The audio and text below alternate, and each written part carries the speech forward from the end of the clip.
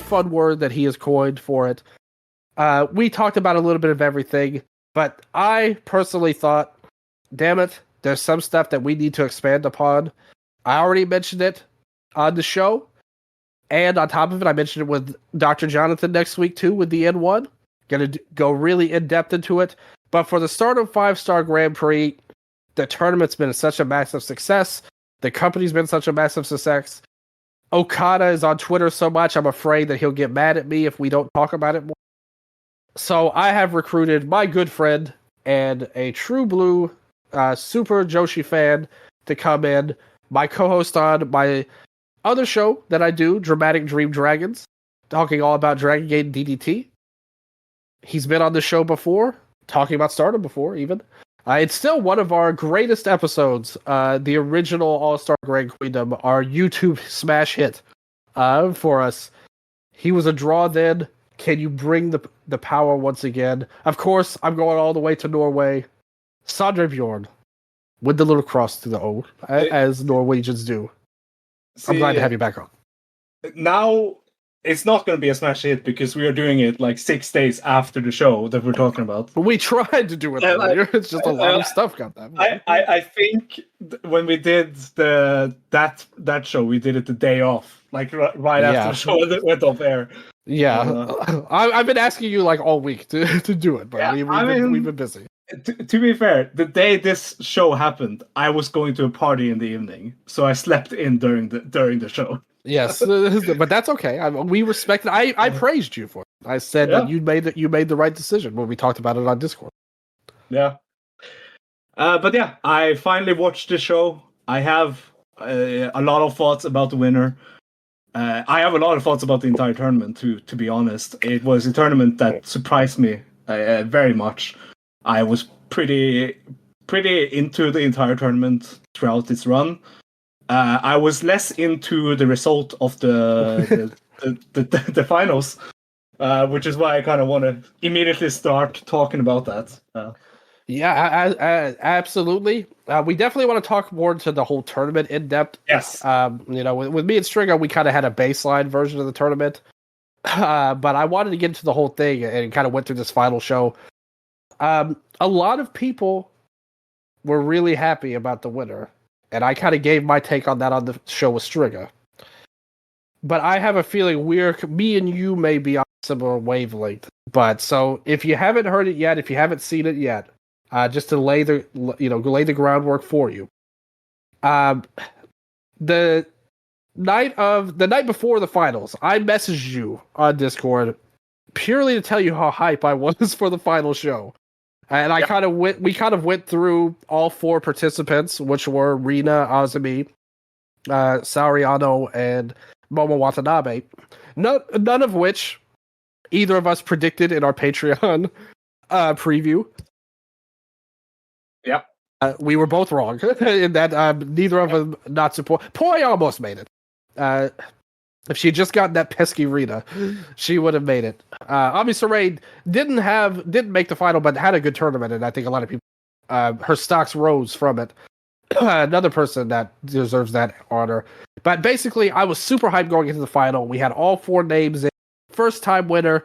There was one of them I told you I don't want to win. It's like I'm looking at the message right now. All 3. Asumi, Anu, and Rina, all you have like long text about, and then Momo is just I don't want them. Yeah, I don't want her to win. He's telling the truth, people. Like this is exactly what I sent him night of the beforehand. So Sondre, with that said, and you did say you agreed with me. I said I agree with you on everything here. So now that it happened, I'm suspecting that the ending didn't change your mind that much from where we were at before. I was spoiled the day off.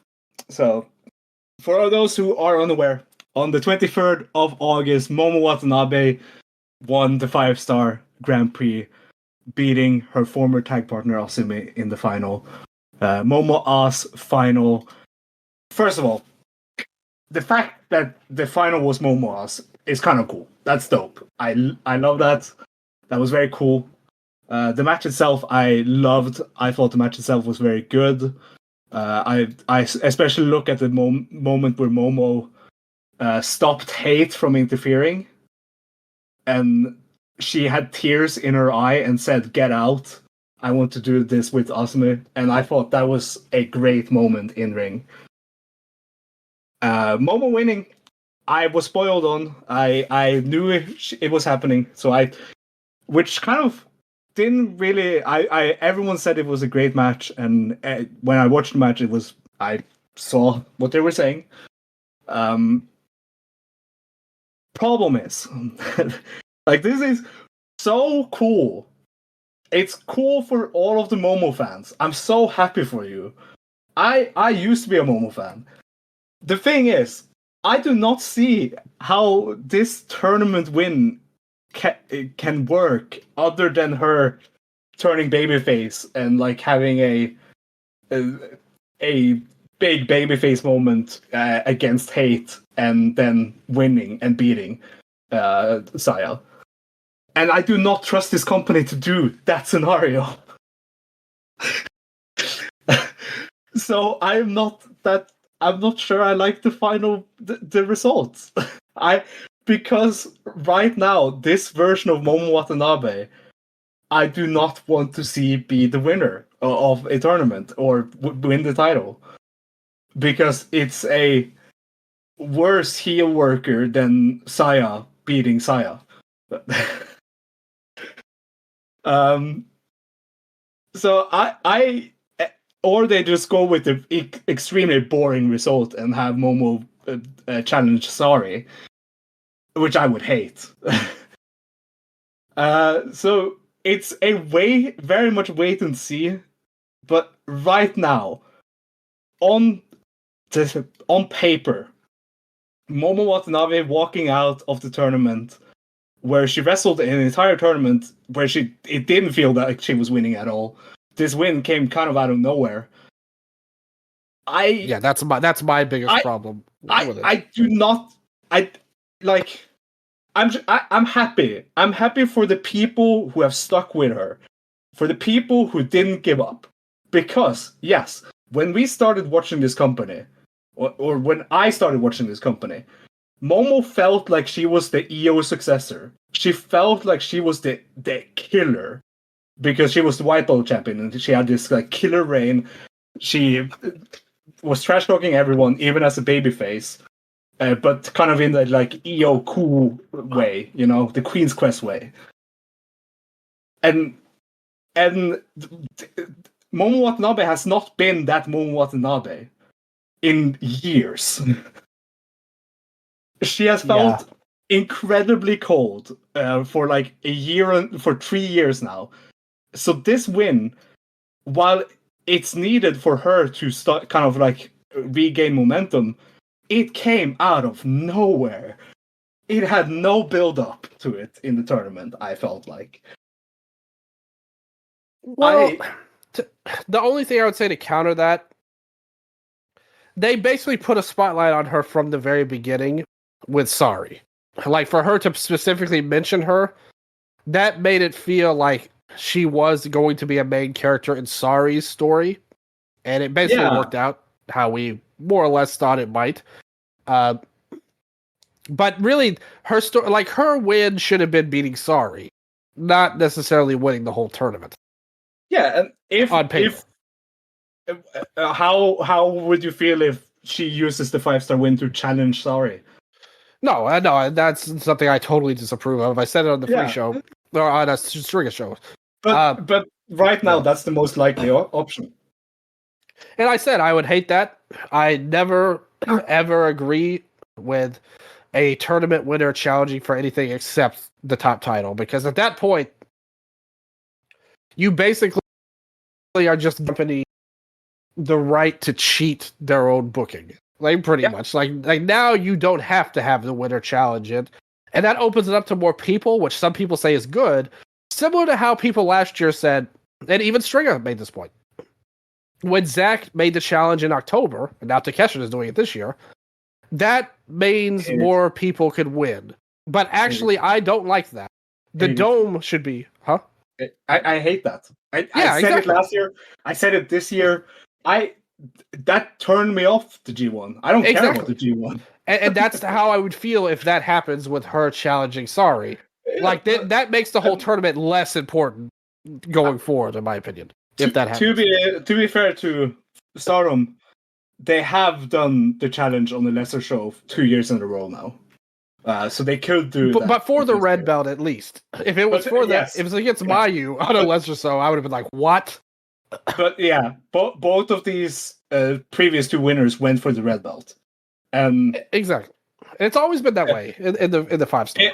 Like that's how it should be. The last one that didn't go for the 5-star for the red belt was Mayu in 2017 or whatever, like way back, pre-Bushiroad. And like we have talked about this before, you and me, that you always have preferred the winner to go for the red belt. Yeah, I have always been like, I have always been like, it depends on how it plays out. But with Momo right now, the only thing that she should go for is the red belt. Like for me, it's always been depending on the winner. But when Momo won, like I said immediately, well, the red belt. She has moved. The Wonder, we have had her with the Wonder Stardom title. She and of course she has beaten a 5-star winner defending the Wonder of Stardom Championship. But you know that never happened though. Like the red belt in 2017, that was when Tony won. Okay, so I think at 2018, because it was Mayu winning the 5-star and then challenging Momo as the result. That is what I remember. And Momo has never held the red belt. So, Momo definitely has never held the red belt. You are correct on that. But either way, it's been the red belt since 2019, since Hana Kimura won. It's been the red belt, and it really, if it Momo, the only belt that we would want her to win is the red belt, because the IWGP is like, yes, she has challenged for it and she has shown interest in it, but like that's not a that title is so weird. I don't like that title. It is the red belt. The way they could do it is like Stardom Quest did do the Batista comparison and say that the way this can work perfectly is that if she does the Batista to Triple H thumbs down moment, you know? Yeah. Everyone always compares those two. By the way, Momo and Batista. I think most people have always said that they're the natural pairing. But I thought that was a great comparison. Like the WWE brain in me was like, "Oh, that's a good comparison." No, and that was an all-time great turn. Like babyface turn. Like one of the best babyface turns of all time. Yeah. Yeah. So like you're right about that. You were right about the Mayu challenging. That was such a weird time because now I remember this. I remember this all so clearly now that I looked at the results of it. That was when they did the poll. Remember, it was Kagetsu versus Hana, and Momo versus Mayu, and the fans voted for the white belt match in the main event. Yes. And a lot of people were mad about that. Meanwhile, Momo was like walking around saying like, "Yeah, that's correct. I'm the main champ." And the forgotten part about that is they set that up with a title versus title match. Like with Kagetsu and Momo, where it was a draw. Like it was a double knockout finish. So they did that in such a way that actually did kind of work. I do have to admit. If they did something like that, now in this situation, it wouldn't make sense. I don't have faith. I don't have faith in this company to do that though. If Sari took on Saya for a double title match, and we had another draw, and that led to Sari claiming she's the top champion, and then Momo. Like, that would actually make storyline sense. It just wouldn't be that exciting, in my opinion. But especially after the last match at the end. The more exciting thing is Momo now in white gear. Like, she had white gear for this final. Like, very Queen's Quest leaning gear at the end there. Which I love. I love this gear that Momo won the tournament with. I should just say, I loved everything they did in this match. I thought this match was a fantastic final. I know this is probably controversial on my part, and I liked the match. Don't get me wrong; it was a very worthy final. I thought the match with Azumi and Saya was better, personally. Like I thought there was more to that than this one. The finish was more unexpected and In well done. Corkin? Yeah, The quarterfinal. Yeah. the quarterfinal match. Yeah, like that to me was the best match of the tournament. I'm kind of jumping ahead because it was such a shock win. It really felt like an elevation. Here, it felt like a storyline and something that I wasn't even big on Azumi going into the tournament. I thought she had a revival these last few nights. Yes, somehow. she so much had. She had a very weak early part of the tournament, and she had a very weak 2025 going into the tournament. And as you said in your message to me, you were rooting for Azumi to win the tournament after the playoffs because she redeemed herself. It felt like a real life and storyline version. Yeah. Because now she's jumped over Starlight Kid, she was kind of playing second fiddle to the whole year, and now this gave her a chance to have something of her own finally. And she has a win over the Red Bull champion. But Stringer made a great point. Yeah, Stringer made a great point that her beating Saya more or less eliminated her from winning because she beat the Red Belt champion. So, pretty much. But that opens the scenario for the Momo turn. Doesn't it? Yes, and if they do that, and that's why I said we were talking about it off the air. We were talking about I wasn't a big fan of Ghost of Yotei taking place 300 years after Ghost of Tsushima. Yeah. More or less. I wanted Jin to get more of a rub, but I'm open-minded to it. I'm not like one of these haters. I'll never play this game. I'm into it. I'm excited. I love Ghost of Tsushima. I want to play it. It's just not what I would have wanted. Momo, now the way they've set it up, they're clearly teasing that this will be a return to the pure heart of wrestling. Yes. And I'm into that too. Like, I think that will be great, and I think that she's going to get a big step up as a wrestler doing that, and I'll be much more into her afterwards. It's just the problem is what you said at the start. I don't trust this company. Not that. Not so much that as the Momo that everyone loves so much and rides with so much is the one from 6 years ago. She definitely is injured now. Like her body is broken down, like compared to then. And we still see flashes. Like it's not like she's this she didn't just forget how to wrestle. She's just not good in the role they have her for the most part. She's a great wrestler. Like I thought she worked so well in this final, but look at how they did it versus Sari, where in my opinion, they wrestled. They showed flashes of what exactly. You long story short, it was bad. But they showed flashes that this could be good. But the match got ruined, and it kind of was a wet fart on what so much hate interference. and it was a wet blanket on what was really the top story of the tournament. In all honesty, see, that is why I was so soured on this thing because I watched the playoffs and I was going into the show and I was looking at Momo as a potential winner. And I was saying like I do not want that after what I saw on Wednesday. I do not want that. Was what I was thinking the day before. And like I said, how they did it, more or less, I'd be very surprised if this doesn't end with a turn for her.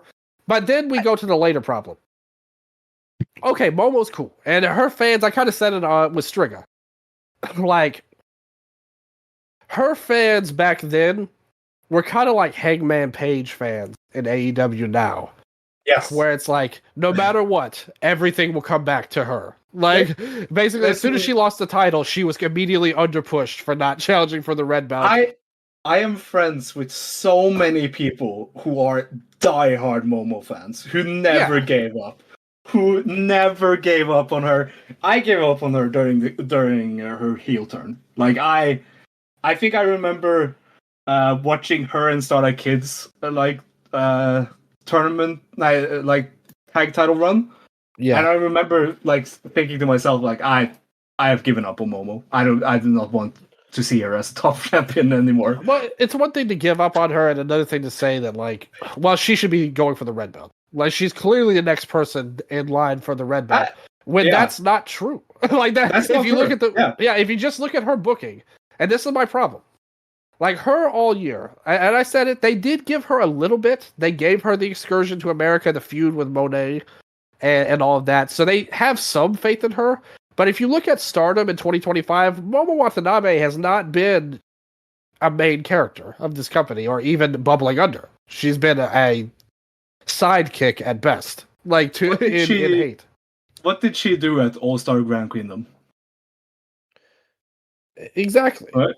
Yeah. Do you want to know what she did? Wasn't she? I have it right in front of me right now. Yeah. Okay. Well, tell us. Like I said, she was in the pre-show Rumble and got eliminated by Miyu Amasaki. And there you go. On the biggest show of the year she won the 5-star, she was in the pre-show Rumble and got eliminated by essentially someone that is never going to win the red belt. Yes, I definitely agree with that. But yeah, that's what I'm saying. They didn't build up to this, and even last year, like I said, her only thing that she has to hang on to is the Mercedes stuff. You know, she was a tag wrestler last year, and in a very hated team with Tekla. If we forget on there,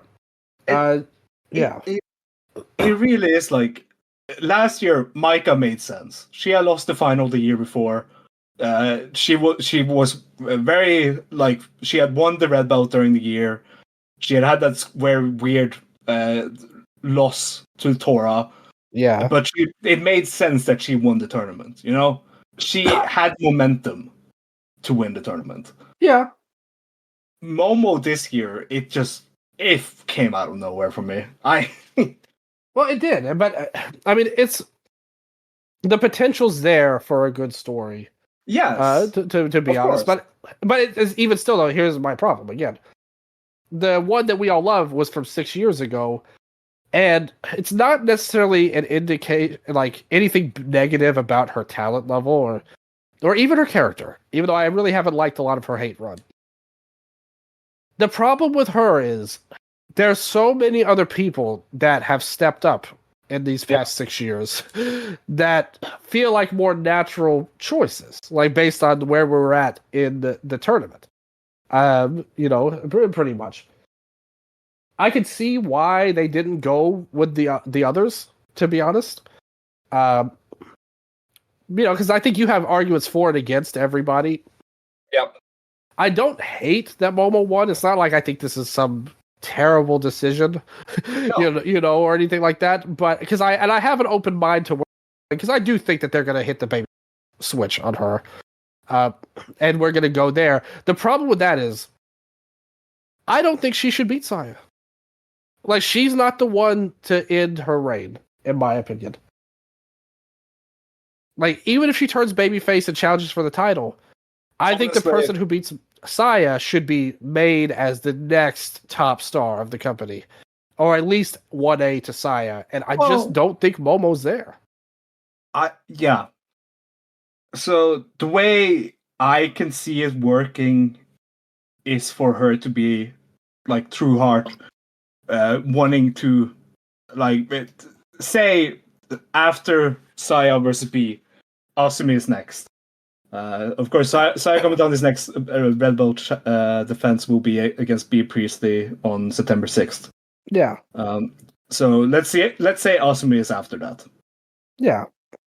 And they have this like good match, and Asumi loses due to whatever heel shenanigans, and Saya again. That means that is a Queen's Quest versus Queen's Quest match. And they bring it back to the entire thing of Saya saying like she is the best from Queen's Quest. She is the everything. Yeah. She brings it all back to Queen's Quest, and that is Momo's like big turning point and saying like, no, you were never what Queen's Quest was. You should not be the one coming out with the flag. They just do whatever that, and they give Momo enough momentum. They build a strong.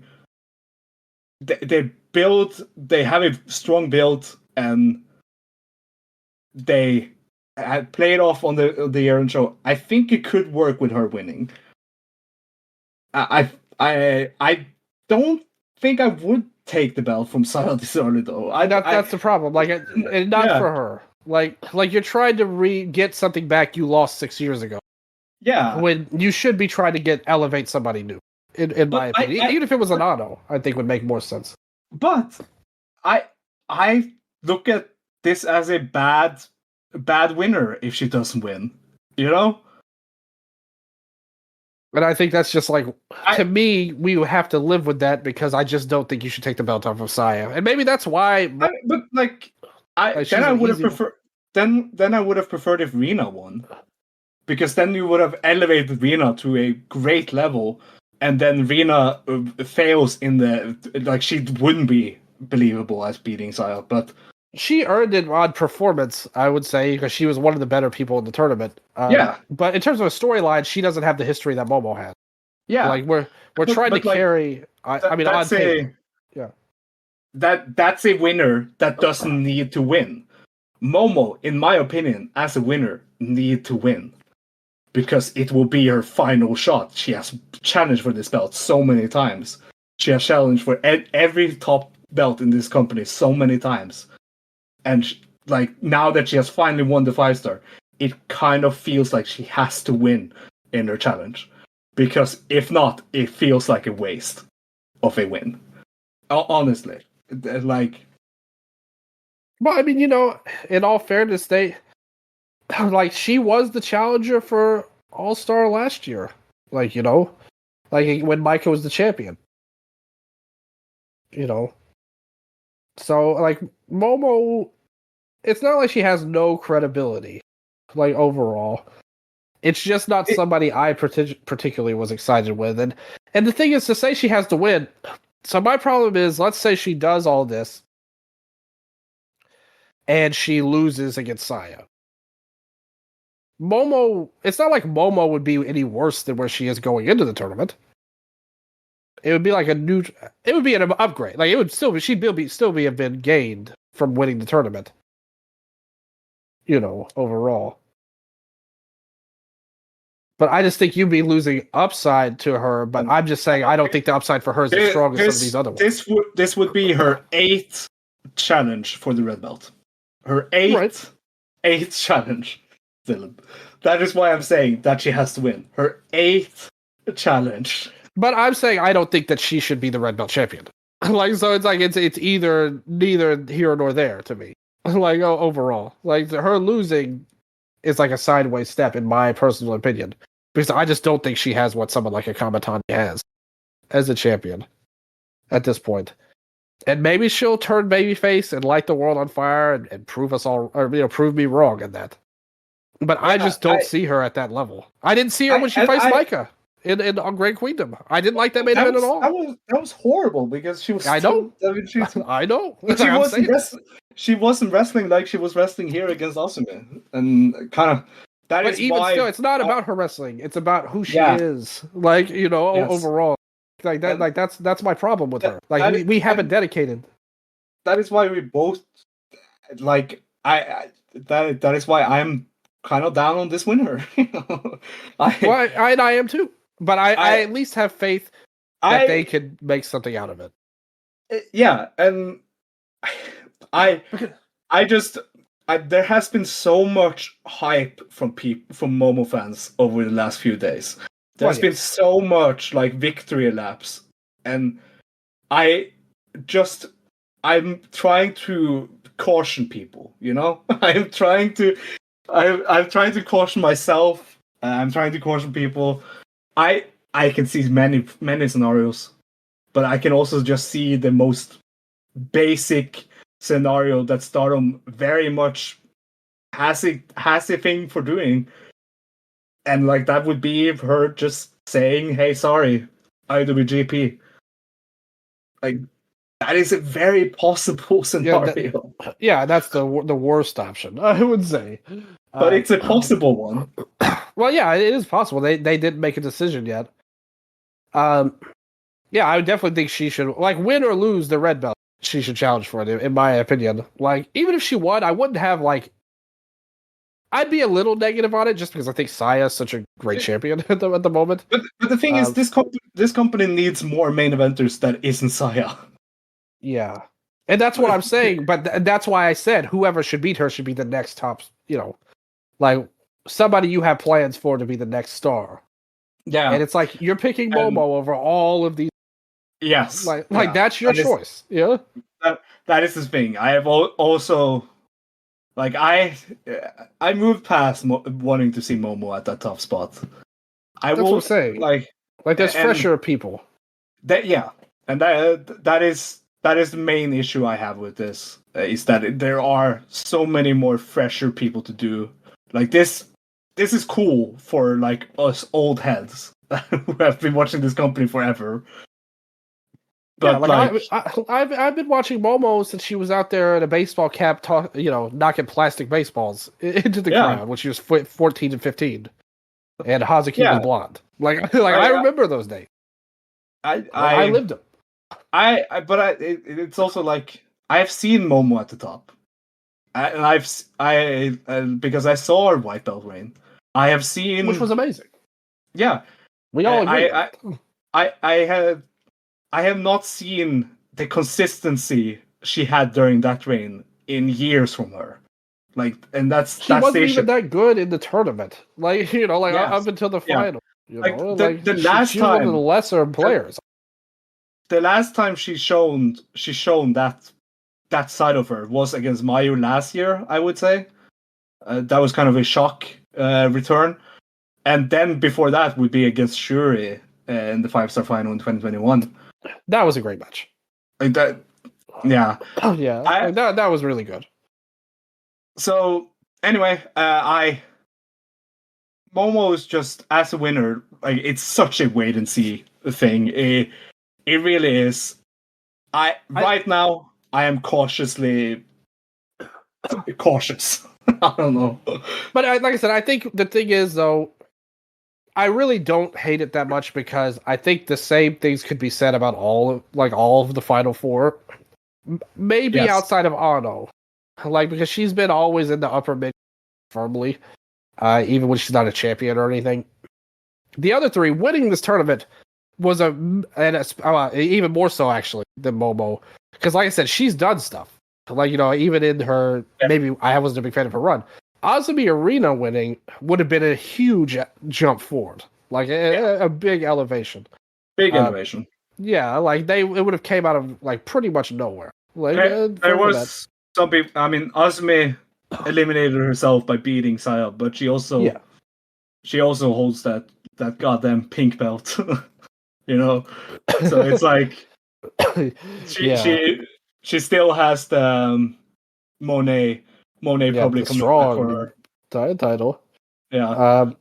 And Rina, like I said, she earned it based on abilities. Dude, I was rooting for Rina. I really wanted Rina to win. I thought she had such a strong tournament. I still think, in my opinion, it's not just because I predicted it, but if I were to do it, and I watched that match with Rina, I really think Poi should have been in this final show, in my opinion, because that was a spectacular match, and Rita, like I said, she earned it. She had an incredible tournament all throughout. But I just see Poi, the charisma, the way she works with the crowd, she could do everything. I would have had her in there, being in a major part.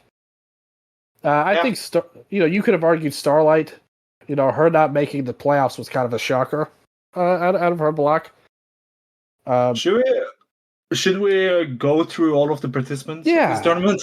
Yeah, let's just do that. I think that would be the best way to do it. But yeah, finals, I thought was really good. We don't really love the winner, but I kind of said it to Stringer too. You said you didn't really have faith in the company to do it. But on the other hand, did you see what Taro Okada said the other day? What did Taro Okada say, Sondre? He said a lot in the last few days, to be honest. Let me find this comment. Okay, so he said, in this day and age, we cannot create stars ourselves. Yeah. I have learned that they have to grab it themselves. So he's basically saying the old Vince grab the brass ring kind of thing, which like Far in my Discord said it perfectly. That is double-edged sword thinking. Like, Yeah. It's like, yeah, sure, that's a good thing to say, but then you realize that some of these wrestlers are idiots. Most wrestlers are, to be honest. Yeah, like they're just there to have fun, you know. If you asked Utami Hayashishita if she would how she would do her stuff, she would be like, I do wrestling and then I go out drink. And that's a lot of wrestlers, you know. A lot of wrestlers would be like, yeah, I'm doing wrestling and then I go out and celebrate. I don't really have that much else. It sounds like Hanako is now going to be a main eventer based on this way of thinking, I suppose. Yeah, I guess. But it's like the idea of saying that we can't create stars, we the bookers can't create stars. That is so wrong. Yeah, I mean, it's not like he's right in some ways. Like you can't just force feed somebody down and they'll magically become a superstar. Like if you just push the same person over and over, it does take like the right person to really become a difference-making star, which there are very few of. But then you have like the egos, like look at New Japan, look at New Japan right now, and how many people have probably gone up to like Shingo Takagi or someone backstage and said like, "Hey, you need to lay down for Shota on the next show," and Shingo is like, "Fuck no." Like, yeah, well, they had heat, but like, but like that's a bad example. But like, egos are such a. There's egos. There are wrestlers' goals, but there's like the booker need to have some control over the wrestlers. You know, I agree with that. But like I said, I just like the problem with the New Japan guys is those guys. Even if you tried to force feed them, they're not stars. Like they're not gonna make it. Like no matter what they do with them, because I just don't think they have what it takes. Ultimately, that doesn't mean you shouldn't try with them and try to give them tools to succeed. Ideally, the best booker is somebody that can take a wrestler and maximize their strengths and hide their weaknesses to the best you can. But if you look at this quote, and then you think of Hanan post Mayu leaving, and it feeling like she is like, I want to try and do stars on my own, and that not working at all. We both believe that stars should be disbanded, right? I mean, it depends on who they would move into it. I think they either need to be disbanded or have a complete revamp, like pretty much just probably something new. It'd be better if they just rebranded or whatever. It feels like by this quote really got me thinking about Hanan, and it felt like it was him saying like, I've told them that they can decide their unit mates, and I think that's a bad idea. But it's just there's nobody left. Like who would Hanan's in a tough spot because people left. Like it's not necessarily anybody's fault really, more than Booker's or anything like that. It's like who would be in stars right now? I don't know. Or whatever faction you would want Hanan to lead as a fan. Who would you have around her? And see, that's the thing with this Momo win is that I have so little faith in this company to create like good babyface stuff right now. Do you think that Momo? Okay, so let's say Momo leaves Hate. What kind of group would she join? Another group or start a? No, she's definitely a leader. Definitely a leader. Right. She's going for the red belt. She should be a leader. Yeah. And so maybe just take on the Stars, Outcasts, and do another Queen's Quest variation of some sort. I mean, True Heart, you have it right there. That could work. Yeah, True Heart. Yeah, True Hearts. True dot hearts, like Dia. Dot hearts. Yeah, that's perfect. Pause dot hearts. Yeah, no. And put like Momo, put Hanan and Saya with her. And Momo, new tag team. Yeah, sure, whatever. Momo Coco. Yeah, those are the only members of Stars left. This is your only option. Turn Rina to have Rina and Hina also join, so we have the full trio of the sisters. And that would have worked better if Rina had won. Like I feel like Rina doesn't really have an obligation to, like, really any reason to side with Momo over Saya. No. I would say. It just really is that I fear that the idea right now for this company is that the wrestlers decide the units, and I feel like the booker should have some input. But well, maybe. Cosmic Angels are doing okay. They had like a little good story with Ano, the friction between Ano and Poi after Ano made it to the semis. That's another thing that May feels like it goes by the wayside. How do you feel about Empress Nexus Venus? You know? Well, they're going nowhere. Like that group. I mean, it sucks because Micah's out, but Cena is coming back, so you know. Well, and that's another one where you that's not a booking choice. Like Micah's gone, and Mina's gone. So it's like you've lost your main people, pretty much. Who do you think Bea Priestley joins? She'd be another one if they're going to start. Like, let's say Momo starts a new Queen's Quest. Bea would be a perfect person for that. She was also in there. She is now signed to the company. You know. She'll be there somewhere. But I mean, I think that's probably better than. The thing is, I don't want anybody really joining at this point. Should we talk about the wrestlers in the 5-star? Sure. It's just like the finals is always the most. Yes, to be honest, for the tournament. So, but yeah, since we talked about Momo, what was your favorite Momo Watanabe match? That's not the final. How did the Momo finals do the tournament for you? The final was probably the best. As I said earlier, I don't even think she was really a standout at all. Like in the tournament, if we were doing like 1 to 32 rankings of personal interest, she'd probably be pretty low on that list. To be honest, besides the final. But in terms of her tournament, I did like the match with Sari on the final as well. I thought that was a good setup to the two. I didn't think it was great. Once again, that's the thing. A lot of her matches were the hate specials, so she wasn't really even able to stand out. I really liked the match she had with Suzuki. I thought that was a very good block match for Momo. That was one of the better ones, yeah. I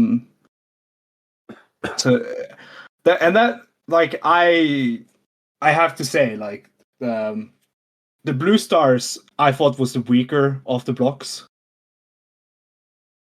during this run. Yeah. Like all of the shows where the red stars was only on the shows, like they were the highlight shows for me. Right. Of the block play shows. Right.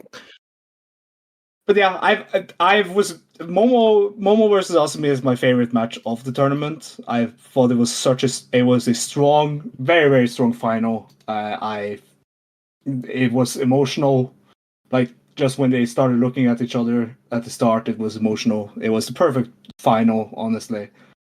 I liked her match with Hina too. I thought that was like one of the few big upsets in the tournament. And it had Queen's Quest lore.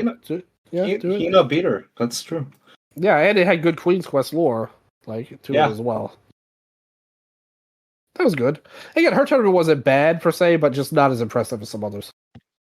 How would you rate her tournament? I'd say you can't really go lower than a 6 out of 10 to me. Like with the final being as good as it was. But again, I thought she was really on the lower end of wrestlers throughout the tournament. Then let's talk about her opponent in the final, Asumi. How did you feel her tournament was? Again, she showed the Asumi that I've been missing for a long time now. And I was really wondering, going into the tournament, I was thinking, man, Asumi's not had a great year. she kind of teased that she still had it against Bozilla, like leading into the tournament, because the match they had was a ton of fun.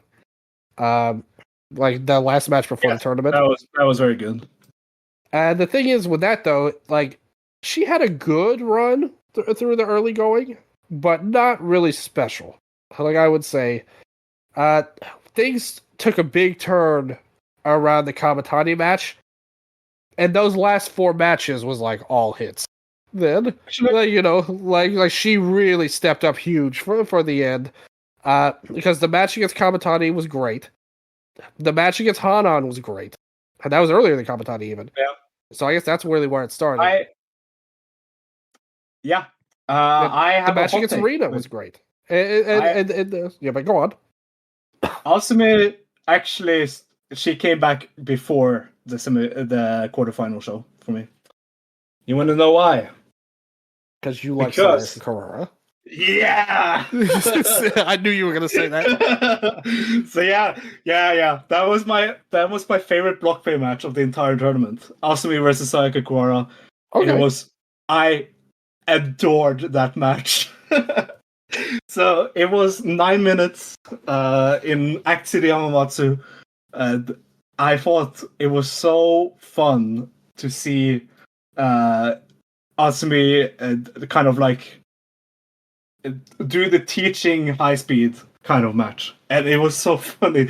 There were so many cool spots in that match. Sayaka Kurara was my favorite wrestler in the tournament, just to watch, because every match felt like had some importance for her, and and of course that is why I watch all round robin matches. Because those kind of stories really resonate with me. So I really dug that match. There was like a spot where Sayaka, Asumi caught Sayaka's spear and went into the Asumi sushi, and I lost my mind when I saw that. Dylan. You just like the Kurara won. Yes. Say, like, I also just admit the truth, man. I also love that. Yeah. Which, I mean, that was awesome. Like, now, okay, huge win. Her final match of the tournament, and she beats Asumi, who goes on to the final. And so that was cool. I mean, I like that. There, like, I'm not saying I disliked it, and I will say this means something in round robin tournaments, baby. Oh. I will say this. I said it on the free show. On my show with String. It's all free. Right now with me and you, but my sister started watching the tournament, and I've given you her peek into things, and she's trying to learn all these 32 people. She's trying to learn everybody, try and vibe with them in some way.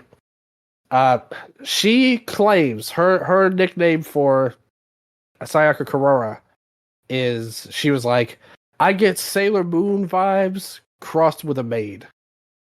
Yeah. Do you think that Kurara is a Sailor Moon maid? Like, could she be in bed? I haven't seen. Thing is, I haven't seen Sailor Moon, so I don't know. Are you serious? Okay. I'm serious. Okay, I'm not judging or anything. I wasn't expecting that, Sondre. Okay, listen, I respect you. I haven't been on with you to talk about this tournament during the block play. I miss you. Yes, but man, I dug Sayaka Kurara's tournament. But her tournament was very good. Like, in all honesty, what number grade would you give Azumi 10? Like, for her tournament? Oh, okay. So yeah. The thing is with Asumi, I agree with you with Momo. I have her at a 6 out of 10. Yeah. I would say Asumi is about 7 out of 10 because of the strong end.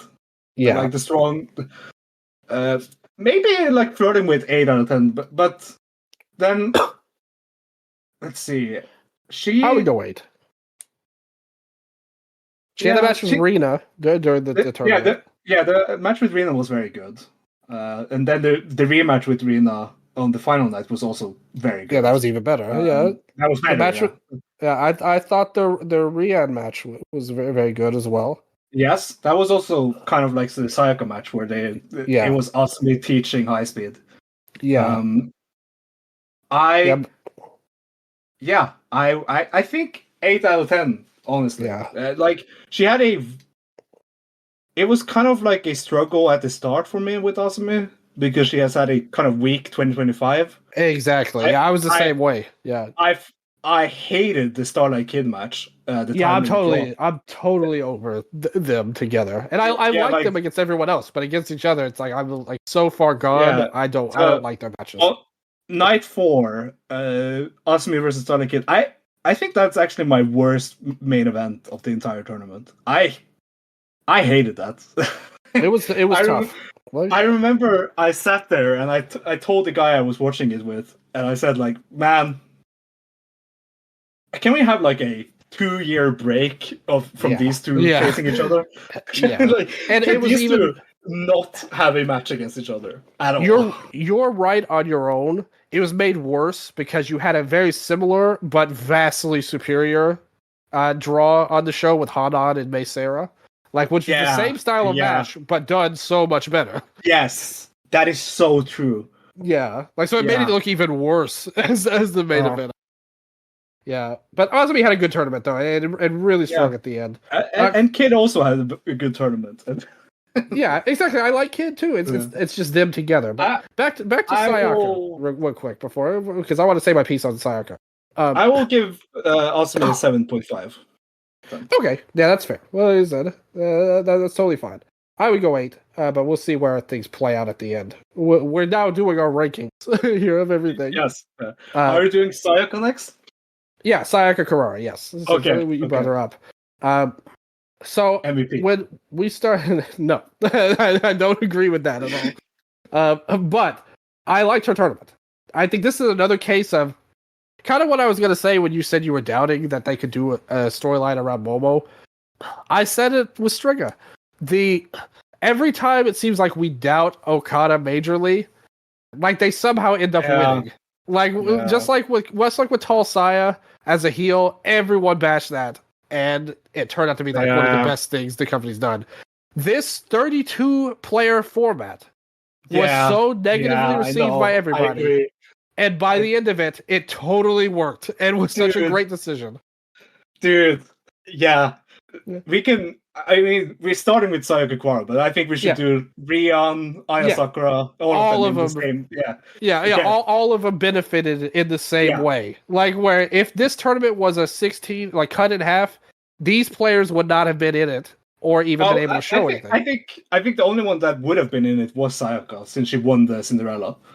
Yeah, it's possible she would have made it. Yeah, but she would have been in a tougher spot too. She wouldn't have been in a spot where she would have been an all main eventable probably. Yeah. At that point, so you wouldn't have been able to see growth the way that we saw for her winning at the last day. And this was more growth than her challenging Saya. This was much better. Yeah, like it was consistent growth the entire tournament, and I loved it. Yeah, I'm never a big fan of these like Cinderella tournaments. I don't think we really went it down too much, but like whether it was like when Hanan won a few years ago, it's like we're just gonna throw somebody new out there and like let them sink or swim. I don't think that's always the best play. Like I think when you're somebody with potential, like with Sayaka, it worked because she's like Tom's heir, and like it was okay. And the way they did this year was a little better because they purposely made it all rookies, pretty much. Yeah, and they also in the aftermath made it all about Sayaka versus hate and Sayaka trying to protect Tom. Yeah, they already did. Yeah, they had already kind of alluded to that before with Sayaka or Saya trying to convince her to join hate, and the wonderful tag match where they did the double spear together. I was big into the all like Sayaka and Tom. I was walking the Tom road big back then. Listen, this wrestler, she has immediately. This tournament has convinced me that she is my new favorite now that Tom is gone. The thing is, but the same thing is true with Hana a couple of years. They both have potential. Like they have potential to be big, like if they're used right. With somebody like that, I usually like to wait. Like I want to marinate these people until they're really ready, not just throw them into a title shot and just lets things go how they go. I don't care. Well, I agree with you on the title shot. Like I've Well, and with Hanan, they got it back right. I like with the tag team with Lingor, they did what they probably should have just done from the start, and it's worked out fine. It's not like she lost anything really, and Sayaka didn't lose anything from that belt shot. But I do think this version of Sayaka in the tournament, or more accurately, the version of their booking for her in the tournament, really helped her a lot. And I thought that all the rookies really, like you said, all those names you mentioned, got to grow throughout the tournament. But her specifically, I think, is the one. I get the feeling that they see the most in her of the rookies. You want to hear a hot take? That kind of people were like getting kind of like mad at me for saying this. I said that Sayaka Kuwara versus Starlight Kid on night 5, the Red Stars portion of night 5. I said when I watched that match, I said that is my favorite Starlight Kid singles match since she turned babyface. Okay, that's a little dramatic, Sondre. I will say. I have struggled so much with Starlight Kid as a babyface. You know this. Her and Ano was a great match, brother. You can't dismiss that match from last month. It was good. It was good. Yeah, but this was just more special, you know? This had a story. This was Starlight Kid being the bully veteran. This was the first time I've ever seen Starlight Kid be Mayu Iwatani in terms of bullying. And that is kind of like the thing she has always aimed to become, be Mayu, you know?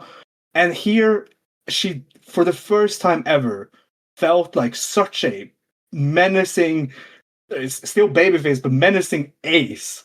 Was what Starlight Kid felt here against Sayaka Kuwara. And that is why I adored it. That is why I loved it, because Sayaka did such a good job being the underdog against Starlight Kid. It was like, I loved those 11 minutes. I thought it was so cool. And it finally was turned good. Yeah, it's just like, but the thing is, it's like, it has something extra to it for me. I don't know. It's just something extra for me specifically with that match when I watched it. I was really, really into how they did it and how much of a veteran versus rookie match it felt like. And there were a lot of those in this tournament. But that is not something Starlight Kid does often, you know? Yeah, because usually she has been the well, it's funny. We'll get to Starlight Kid later because I have some takes from Cheyenne. This is my sister. She thinks of Starlight. Which is interesting now that you describe her as you did. I put Sayaka Kuwara at a 9 out of 10. Sondre. Like I said, okay. I mean, like I said, we're judging. So far we've judged Azumi and Momo, like the finalists before her, and clearly she stood out to you big here. Yes. Like because you were like, "What? Let's go to her."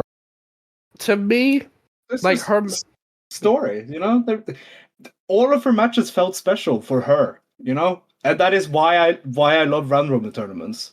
That when the wins feel like they matter so much for the person, because you know they're not going to win the tournament, but you know that win means something. That is how the Asumi match was, how the Inaba match was as well. I love that as well. Well, and they start off like she main evented the first show against Poi.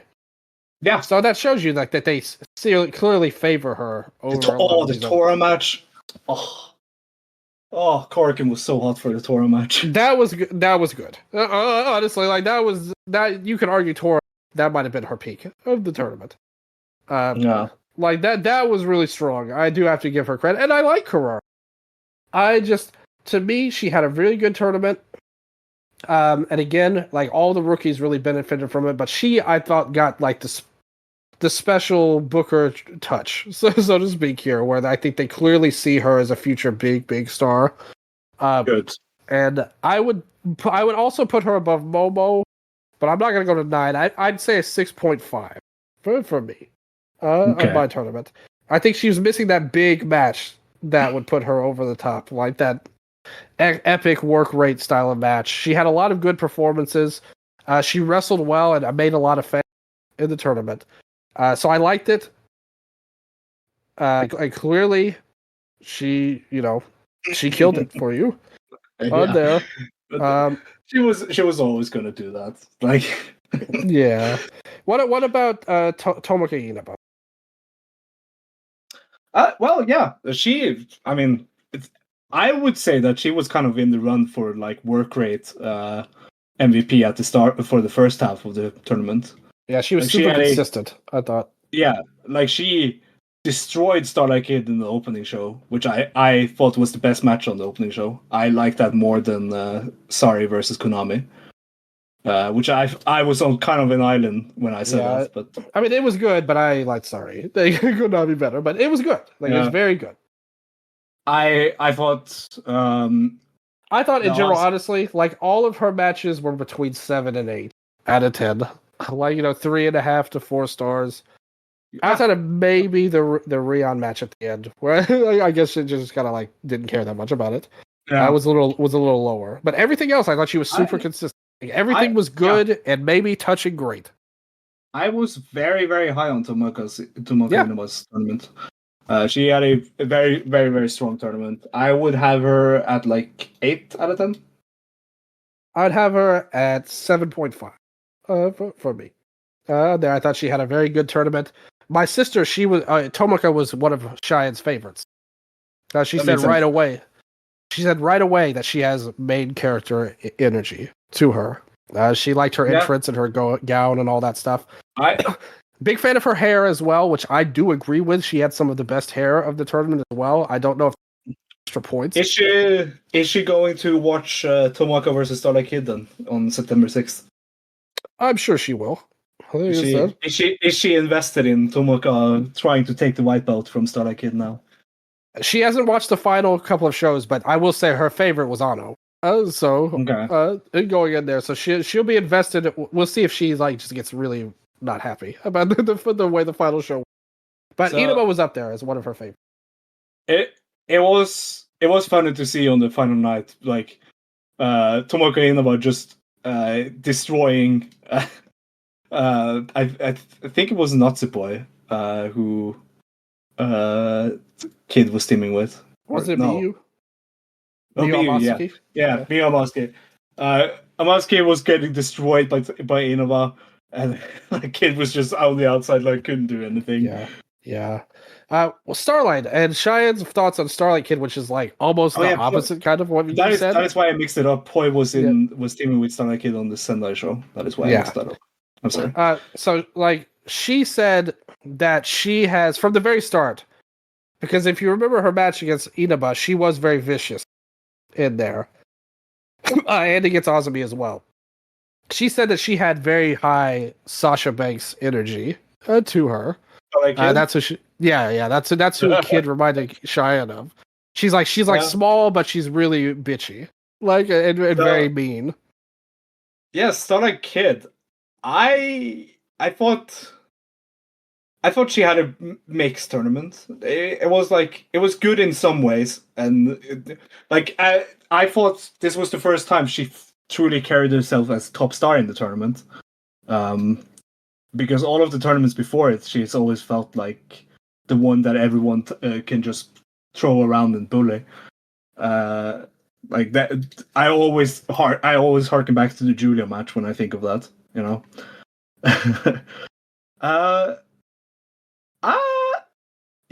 Now that I look at her matches, I'm still shocked that she kind of was eliminated that early.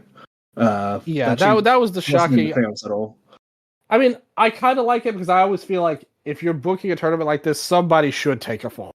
Somebody big should be, cast out to have a surprise person.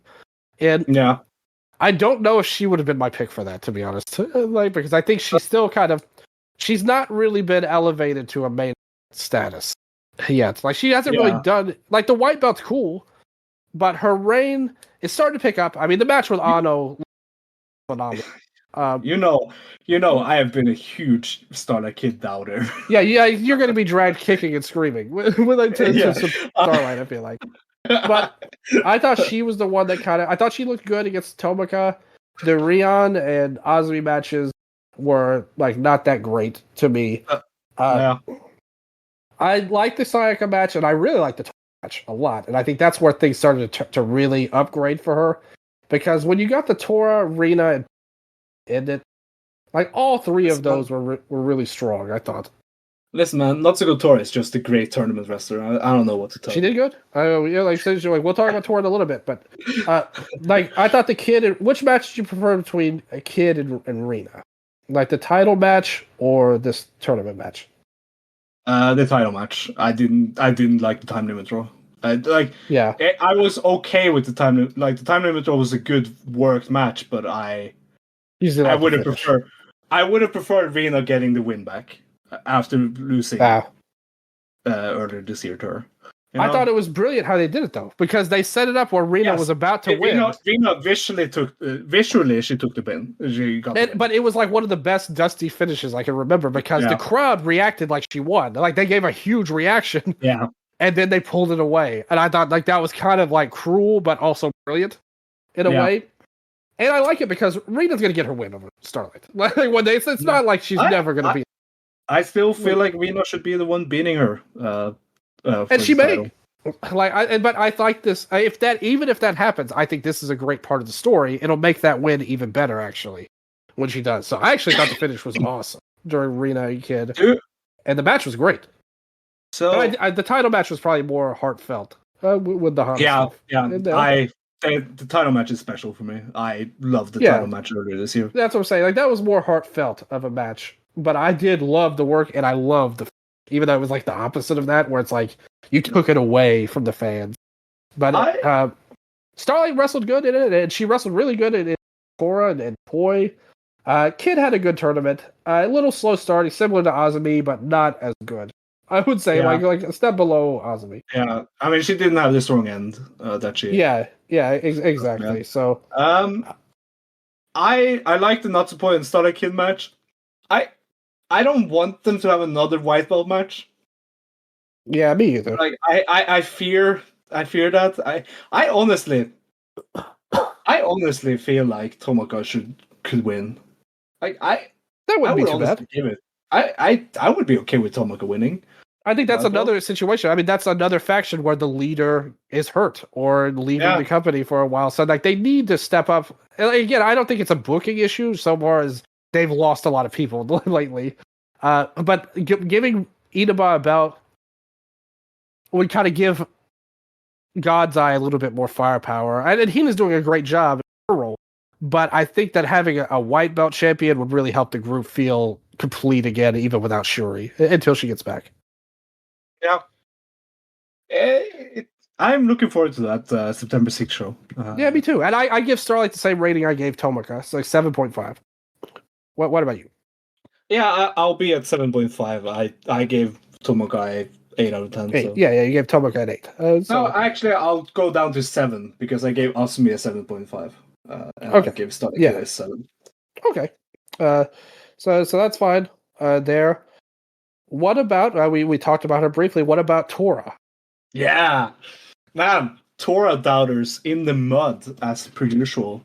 I have always been a Tora fan, not as a main eventer, not as a champion, but I like her in this role that she played in the tournament.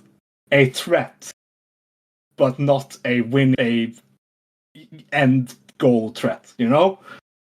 Because like all of the wrestlers who faced her got hot reactions when beating her, or got hot reactions when getting hope spot against her.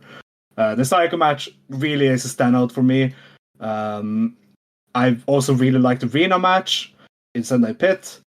That was Rina submitting. No wait, Rina submitted Tora, didn't she? Mm-hmm. Which was shocking. Because you remember, I predicted that being like a bloodbath of Tora owning Rina. But yeah, I thought this was a very, very good, consistent run for Tora. She was a big threat. She and Tomoka Inaba was the kind of threats of their block, where everyone felt like they tried to get like quick wins against them, but always got failed. Tora, the unfortunate part about Tora was that she kind of fell into the trap that a lot of the hate members fell into on this tournament. Yeah. Where it's like every hate match you have you have to throw people into the chairs.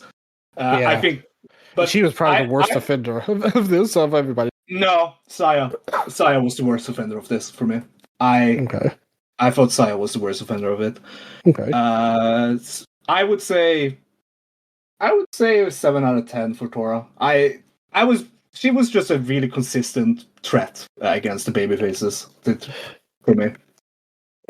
I think that she was great against like smaller wrestlers like Rian, Sayaka, Kid. You know, like that's when things started to go together. I thought the arena match actually didn't really work that well.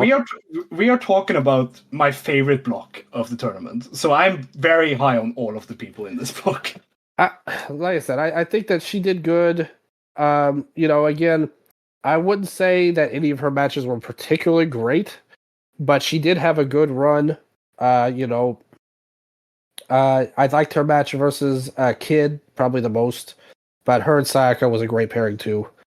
The arena match and the Rhea match, you know, they didn't really work as well, I would say, and I do think that she did fall into that as like she's just a lot of her matches and stuff that she does is just really similar to each other. It's kind of on the opponent to make the best out of it. On the end, like she's not as bad as Evil, where it's just a complete wash. But I think that she's still not somebody I would say is like. I think that she needs the right opponent, and it did happen a couple of times. But it also she got the. So I'd go 5 out of 10 for her. Like I think Momo had. I can't say she had a better tournament than Momo when Momo's final was so strong. Honestly. Like so, Momo's kind of like my line. No Momo block play match hit for me as much as Tora versus Sayaka did, and Tora versus Kid. I thought Tora versus Kid was also very good. And that's fair, but I just think Momo's end run was too like that was a legitimately like great match, and Tora didn't have any.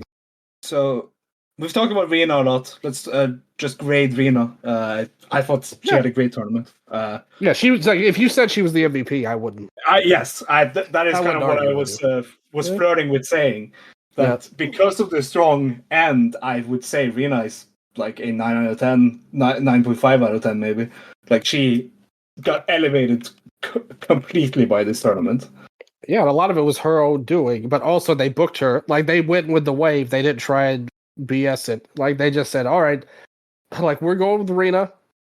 And she started off kind of slow, remember? Against Rian and Carrara, I don't think that were her best showings. But once we got to around like the Azumi match, it was like boom, boom, boom, boom, boom. Like everything was great after that. And that was like even like sooner in the tournament than Azumi.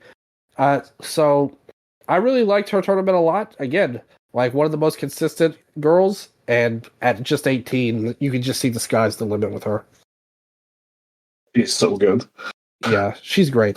I'll knock a point off of the early matches because I think she took a little bit to warm up, but not that much. I went 8.5 for her. See what her early matches was. Yeah, Rian and Sayaka and Tora. Oh no, the Sayaka match was so good though. It was good. It wasn't great though. This block, I just have to say this Red Stars B. I was such a fan of this block. Yeah, it was good. Like I said, nothing wrong with that. What would you give Rita? I said it already. Because of the strong end, the strong end being as special for me. She's my MVP. I have it at 9.5 out of 10. Okay, 9.5. You're gonna go with the 0.5 here. Yeah. What about Rian? Another rookie player here. Yeah, and she made a fan out of me here. I hadn't really been that much of a Rion guy. And when I watched this tournament, I thought she was pretty good. Like she really benefited from this having more people in the tournament. I think the Asumi match it was the clear standout. That was her best match. Yeah, yeah, yeah, totally agree. And but I also like all of the other matches as well. She was just a very, very good undercarder.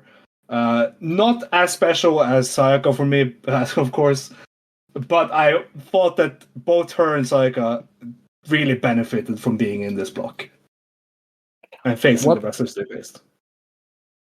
What grade would you give her? Same as Tora and Kid, 7 out of 10. Okay. I thought she did good, but this is somebody who's extremely great. Like we're talking about here. Yes, and like, that is why I grade people by their experience level. Yeah, and I tried to grade everyone equally, and none of her matches were that great. Ultimately, like the thing is, in context of who she is and where she's at, she did a great job. Yeah. If you're grading her on the same scale as these others, then I don't think it's fair to say, like how can I say she had a better tournament than Momo when Momo had the final match? Like be what it was. Like that just doesn't seem fair to me. Honestly. But I know you and maybe Peps like would agree with that. But for me, I thought she had a good tournament. 5 out of 10 is not a negative in the context of where she's at. Like that's actually a good thing. And it shows because she's only going to grow and get better as time goes along, I would say, if you look at her context there. So I liked her tournament, but she wasn't even meant to have great matches. You know, like she did the best she could with what she had at the end of the day. What about Poi? Here, I think this is the last person in this block, actually. Yeah. Consistently great run for her, as per usual. Yeah, she was awesome. Poi. It's Poi.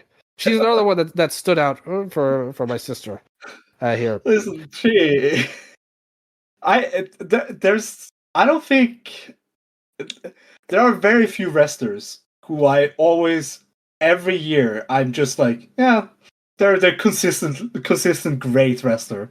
And Poi is that for me every year, like during the 5-star.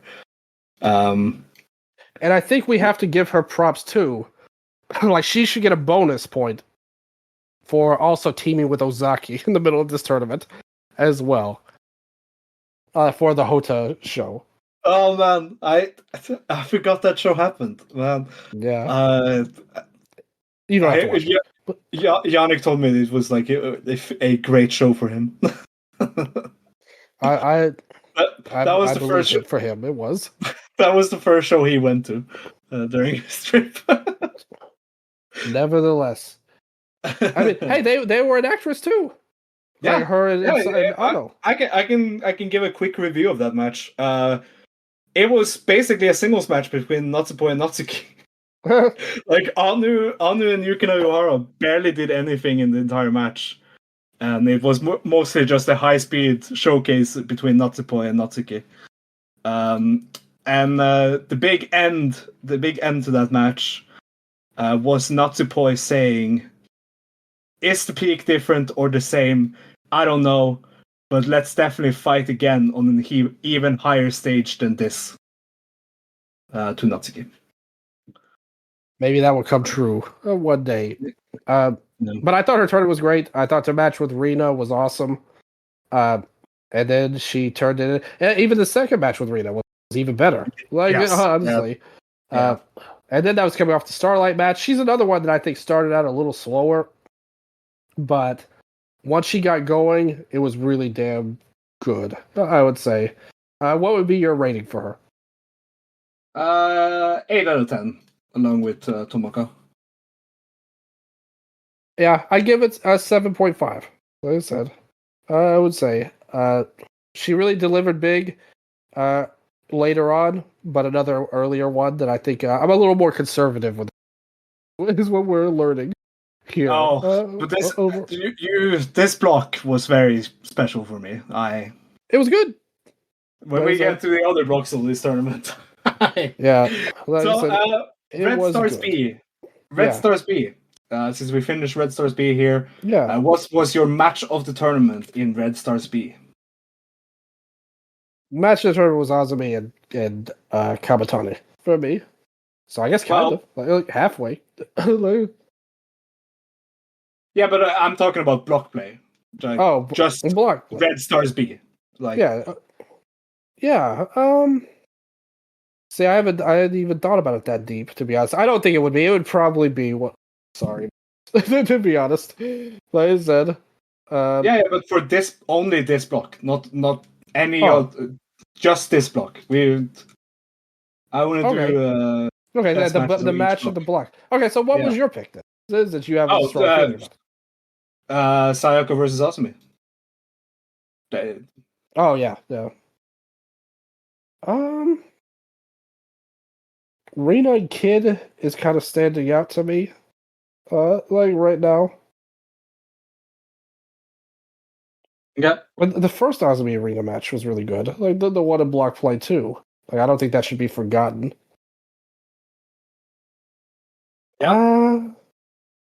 Would like Poi and Rina was another great one. Yep, I thought. So you had a bunch of candidates, I would say, but I think the best Poi and Rina was the one outside of block play. So I'll go with, in that case, Rina and Kid would be my pick. Okay. So yeah, like I said, I think I'll go with Rina and Kid on that one. So where do you want to go next? Since we gave Momo ratings, we can do the rest of her block. Okay. Yeah, that sounds good. So starting with Sorry, I guess. I think you could easily make a case she was the MVP of the tournament. For me. No. It's kind of the boring pick though. Like how do you feel about Sorry's like being hated by the Stardom fans? And that it's great. I wish that New Japan would have learned, like with Takeshita, with that. Like it's great, and the thing is, she's so hated. She's not really even doing anything to it. Like they're totally in tune. They hate what she said about the company and the wrestlers. She's not like any more sadistic than she always is, like as a freelancer or anything like that. But in Stardom, it's given her this extra heel aura that's legit. It's not like play heels, which a lot of times hate kind of devolves into, in my opinion. It's real heat, and in the good way. So I think Sari's a master, like in the ring, and she's only showed it more in this new role. Although it has, like, in this tournament, her run was not as in ring impressive, I think, as like in the Dream Star, she was like totally carrying everything. Yeah, I was not a fan of the Momo block play match, and I also wasn't a fan of Momo matches. Yeah, but that wasn't Sari's fault. Yeah, that wasn't Sari's fault. But like those two matches convinced me that the Dream Star run was better. Like, I thought she was good. Like her going pretty much undefeated until Momo was very cool. That's not true. They had her lose the first night, which I totally disagreed with. I hated that. I thought that was a totally missed decision. I completely forget that she lost to Konami. I always forget it. and it's Konami. That's why you forgot it. That's why. Because this was the destiny of it. I wasn't as big of a fan of that match as everyone else. Like, I thought it was very good, but I didn't see the hype that everyone else did. The match I thought was really strong. I do have to say, but it wasn't as interesting to me as because when she got, I thought the Yagami match was great. I thought the Hina match. That was one of the best matches of the tournament, in my opinion. It was like the Hina match. I thought the Suzuki match was one of the best matches of the tournament. That was great. Like that was another big one. Like, she's kind of the opposite. But then you have Hanako. Well, it's Hanako. Like, she did the best she could in there. Again, that was Hanako's best match. Yeah, Like, and that's the thing. the Like, this low is the problem. bar. Well, and that's the problem. You can't blame Sorry stuff. Yeah, She got the best out of a Momo and a Hanako. Could. It's just, yeah, and that's why her run was kind of the opposite of a lot of people. She started off hot and looked like she was going to carry the tournament, but then ran into these Hanakos and Momo that kind of drug her tournament down. And I can see why people might look at her negatively. I thought the first match between Konami was better than the title match. I do have to say, yes, I agree. on there, going in there. I still But it like was the still title good. match, but Yeah, the title match was good. But the first match I thought was the best match of the. where are you rating? Sorry. Sorry has to be up there to me. I thought she was not. Never mind work, but just she also had the strongest character work as well. Yep. That makes her one of the most interesting people. And again, what I wish they probably would have done with Takeshita. I have her at 9 out of 10. I also have her at 9 out of 10. And like you said, it probably could have been even better. Like if she had more to work with, I think. Yeah. There. Yeah. I thought it was a mistake to call out Momo specifically, like at the start of the tournament as well. I thought there were some booking blunders that hurt her, but she was still great overall. What about Sari's next challenger, Suzu Suzuki? She was September great. 6th. Yeah. Suzu, like as per usual with Suzu, like I wish she felt more special. Yeah, and that's the thing. Her wrestling is strong, though. I thought the match with Ano was fantastic. Yeah. Like that was up there to me. Oof, yeah. And I thought Sorry, another great match in their series. Early on, I thought she did pretty good. She got the most out of Ahina. Well, Ahina did great in the tournament in her own right, but she did good in her match with the time they had. She got the most. Yeah. I thought the Momo match, honestly, was like you could argue that was the best Momo match before the final. Yes, it was. It was. Yeah. Like it played into Suzu's insane character better than the Sorry, in my opinion. So she was really strong. I liked. It went a bit too long, but I did find the double count out with Hanako funny. Yeah, we'll talk about Hanako a little bit more later. I really liked the Bozilla match. I thought Suzu's tournament, like on the quarterfinal night, just like that made her tournament like even better. I have her at 8.5. I agree. I have her at 8.5 as well. Like very strong tournament for Suzu. Another one my sister really enjoyed as well throughout. And I told her the story of how she was getting fat shamed online and stuff and how she overcome that. And Shia was very angry at the fans for that. And that made her like Suzu better. Good. Like, and I said, like, Suzu's awesome. Everybody who has a brain knows she's like, pretty much. Suzu's great, and she had a great tournament. What about Konami, the one who beat Sari earlier? Yeah, I mean, here's what I think of her tournament. She beat Sari. Like, that's it. Okay, so Konami.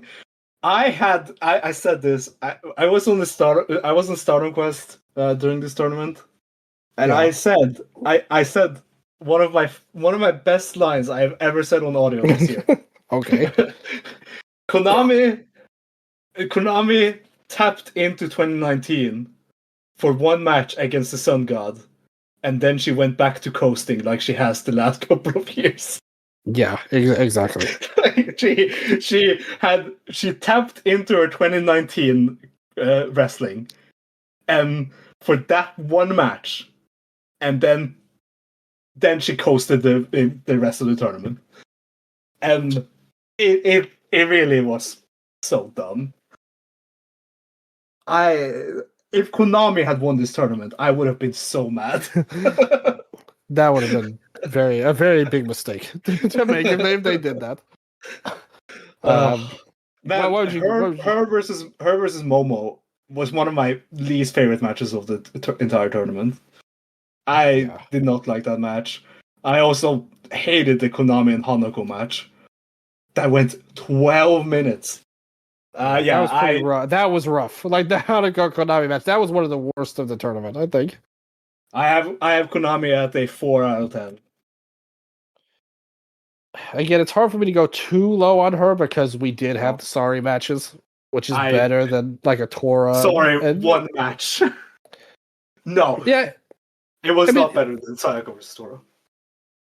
Sorry versus Konami was better than Sayaka versus Tora, for sure, for like hands down. Like as a match. Not for me.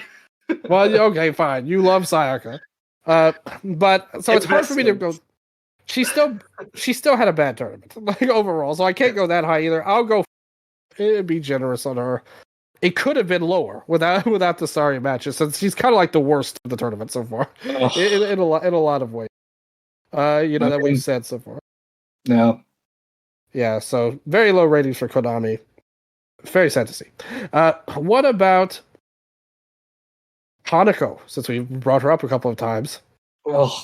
Yeah. It's not gonna work. Like, just give up on her, please. But Sondre, she's tall. She doesn't have it, man. Sondre, she's tall. Everything she has, Amisore does like way better, and Amisore does it barely better. She's not that tall compared to Hanako. Oh. That's all she has. Like, that's literally all she has. And she's a very fun drinking buddy for Micah. So therefore she gets rubs. I think she is my... I think she ranks among Hyo as one of my least favorite wrestlers ever to watch. She wasn't that bad. Come on now. You're being over dramatic. I do even not like worse her. Than Waka. Waka at least has a story in this tournament. Like, Waka matches was at least short. That's true. That's true. They actually tried to like give Hanako a spotlight, which wasn't a great idea. I thought her match with Sari was pretty good, and everything else was pretty bad. like overall. Yeah, it was rough. What number would you give her? I'll give her a 1 out of 10. I'll give her 4. Like I said, I do not like this wrestler, okay? Nothing against her as a person. She's not my kind. I hate her energy. Like, you need to go out drinking with her next time you're in Japan, Sondre. Yeah, I guess I do. What about Momo Kogo? Listen, I don't care about tall people. My favorites are short wrestlers that try their best, okay? And that's fine. Because that is how I am as a person. I'm short and I try my best. I suppose so. Momo Kogo, speaking of, well, she's not that short, but she tried her best. Consistent trying her best run. There was no standout here except for Sari on the end, and that was kind of just like Sari coming out there and being like, "Do I really have to do this?" Yeah, it was one of the least memorable Sari matches. Like, in all honesty, the problem with her, I like her wrestling actually. Yeah, I think that she's kind of underrated. The problem is that the company also underrates her. So, like, she's really limited by how they book her, and the matches they give her are all very short and not meaningful. Like, she really didn't have any story in the tournament. Like, she was just a warm body to fill out a few minutes with some other people. Like you said, the Sari match was by far the best one. Everything else was not a great match, but I thought she wrestled good in it. If you actually watch her wrestling, I thought she was effective in pretty much every match. There just wasn't anything of note or interest in it. But I still think she was better than the Hina match. The Hina match was very good. Hina match was good. Yeah, I agree with that. And again, she wrestled good on all of her matches. I just didn't think that any were allowed to stand out. But I think she wrestled better than some of these other people. What number would you give her? 5 out of 10. In the middle. Yeah, me too. Like, but I don't think she even had a chance. Like, if they gave her more chances, I think she would have gone higher overall. What about Rana Yagami, another rookie wrestler in the tournament? Same thing. She wrestled good, but there was really nothing stand out for me here. I think this might be the first time we disagreed where I'm higher on somebody, because I really liked her tournament. I thought her versus Sari was a really strong match. It wasn't as good as the Hina match. I'm not saying it was, but I thought she stylistically wrestled great against her and found out. I thought her and Konami was one of Konami's best matches, honestly, outside of the Sari match. I thought her and Suzu delivered big. Her and Hina, really strong match. So I thought she wrestled really good throughout, and I thought that she did a good job. It's clear that they don't really see much in her right now, to me, though. Compared to like a Sayaka Kurara, who I think they clearly want to push and be in a spotlight.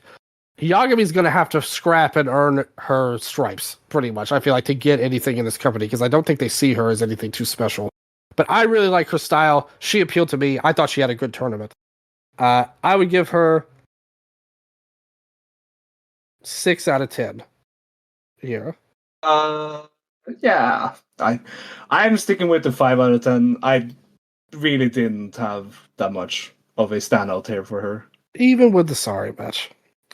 I like the Sari match in the build up to the Shuri match more. Like that was great. That was really good. Yeah. That was great. More. And finally, the future of Stardom champ, who Rana faced him last night. Rana Yagami made it to the final of the Catch the Wave, though. Well, it's good for her. Oh, no. Man, how disappointing! I thought that Kohaku match against Kamatani was pretty disappointing. Oh, is it out? Yeah. Oh, I need to watch that then.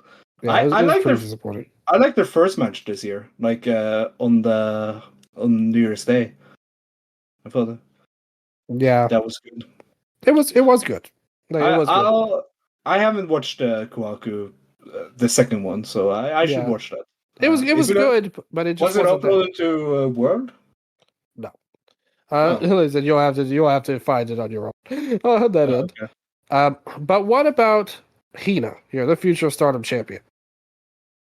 Yeah, man, continuing her great year. She had a very good tournament here. I continuously impressed by Hina. She really was such a consistent wrestler throughout the entire tournament. Hina rules. Like I love her wrestling. Stylistically, she appeals to me very much. She's still not really focused upon in any big way like her sisters are, but her wrestling is right up there to me. Yeah. Like if she would just get a bigger role in the company, the only thing she's missing from being one of my favorites, pretty much probably. I think she utilized her judo well into her. They did a fantastic job, or she did a fantastic job throughout the tournament, matching up against a variety of opponents. And a lot of times she really got the best out. The match with Sari, again, I said it before, I thought that was one of the best matches of the entire tournament. A strong success story for her. I thought she did a great job, and I completely enjoyed her run. What score would you give her? I would give her a 7 out of 10. No, 7.5 out of 10. Yeah, me too. This is a 7.5 for the future of Stardom champ here. Yeah. As we end that block as well. Let's see. Where do we go next?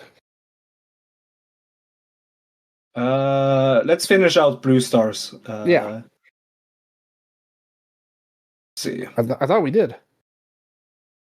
Well, that was Blue Stars B. Right. What was your match of the what's your match of the block? Oh, Hina and Sari. Yeah, very easy. For me, it's Sari versus Suzu. That was a great match as well. Listen, very, very worthy choice, I would say. So let me see. Blue Stars A then. Saori Anu won the tournament, won the block. How would you rate Saori Anu's block play? Like my sister would rate her number 1 in the tournament. Blue, as she calls her, just mainly just because of her attire, I think. On there, she said she radiates main character energy. Ano does, which I do agree with, to be fair. Hey, she takes the bumps like she is a shonen protagonist. So it makes sense. Yes. I thought she had a really good tournament. Another one that I think going into it, I was a little down on her year, but since she had the match with Kid, I think she's really hit an extra gear in it. I thought she started off strong against Ida. In there, I thought they were really good. Such a good opening. Yeah, good pairing. I thought she had a great match versus Bozilla. Like that. Yeah. She made. I mean, Bozilla has always looks, but Ano knows how to make her look like a beast. She gave Miyu Amasaki's best match since Shuri in like 2023. Yeah, one of the better ones for sure. Like we'll talk about what it best means when it comes to Miyu. I thought her match with Amisura. I thought that she looked good against, and the final run with Suzu and Momo. I thought she did a really strong job. Like she tried to get the best out of everybody. But I was really impressed with the Bozilla match as well as the Suzu match. Yeah, I have her at the same rating as Suzu, 8.5 out of 10. Wow, I thought you might be a little down on her. Historically, you're kind of a hater. No, this was as per usual with Anu. The thing is, with Anu, I love her as a wrestler. Like, as a wrestler, I love her. It's just that I do not like her as a character. So, that's the thing. Like, I'll tell you right now, I wouldn't have anticipated me giving her a point high in the tournament, but I did. Like, I thought Ano had the better tournament between the two. Yeah. What point would you give Anu? 8.5, same as you. Yeah. Okay. Like one of the stronger performers. But yeah, the thing with Anu is that I just disagree with her being in Cosmic Angels. I disagree with her being this wrestler, this character. I guess they will be sticking with it. I just feel like she's a stronger. They kind of showed tension with her and Poi at the end, where basically Poi was like, "Hey, like you're." That is them though. That is them. Well, like, Poi basically was like, but no, like specifically Poi's promo was saying, "You need to win. You're the last hope for Cosmic Angels," and Ano was like, "I'm doing this for myself." Like I didn't read the promo, so I missed that. But that's good. And exactly. It kind of showed there could be a little bit of what you want may be happening forward. And I do actually agree with you. Like, she is natural as a heel. But it's kind of like Takeshita. Like the opposite, where I would rate Takeshita as a great heel and an amazing best of the world level babyface. And I would rate Ano as a great babyface and a best of the world level heel. Yeah. But she's still a great babyface. It's not like I think she's bad at it, because I think she actually wrestles really great in this role. Yeah. I remember the day before the final night, I was really like being like, Anu, I would want Anu to win, or like, let's just go with Rina. But yeah, I thought Ano was the favorite going into the last night, personally. Yeah, and like I really really like Anu as a wrestler. It's just that I have been so down on her being like this Cosmic Angels. It just doesn't feel like her. But I think she's doing good in it. It's just not as good as she would be as a heel. Like, but that doesn't mean I don't think we can take away the work she's done, because I thought she delivered. Yeah, she delivered big. And I love that she makes every opponent she wrestles look so good by bumping her ass off. Exactly. That's why it's hard for me to like completely write her off as a babyface, because she's so good at bumping. She's such a good bumper. And like even in the Access match that I mentioned earlier, like as I said, she and Yuki Noihara was barely in that match. It was more a Natsupoi versus Natsuki match. But Anu would come in and just do a random neck bump just for the hell of it, and then go out. And her personality is so cold. Like, she is the Ice Queen, which is a natural heel character.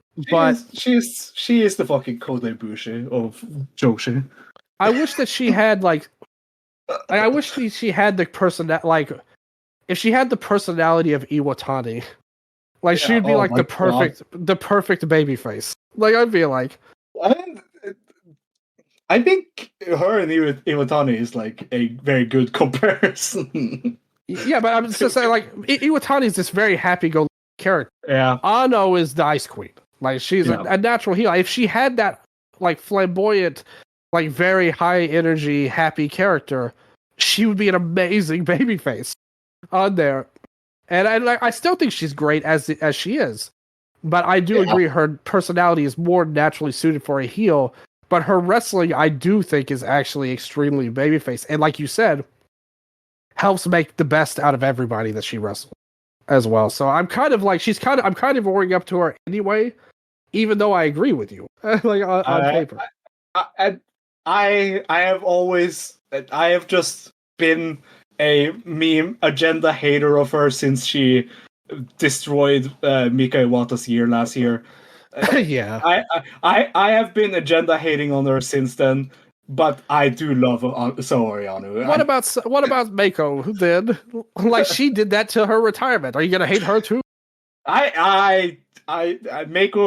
I mean, she books the company. You should hate her more than anyone. I will hate on Mako as much as possible. I hate on Mako. I said in a group chat this week that Sendai Girls is my least favorite promotion in Joshi. Because they don't book it, Iwata. What? No. They don't book. They only have batches. Yeah. But Iwata always loses. Hot take. Sendai Girls is a shit company. Let's move on. Okay. Well, match quality does not make a promotion great. It's just a good bonus, okay? Moving on. What about the matches Ruwaka laid down? Oh, perfect wrestler. Oh. Yeah, perfect. Yeah, Ruwaka. Yeah. Oh, man. I'm so sad we didn't get the Eddie Guerrero tribute match that I predicted.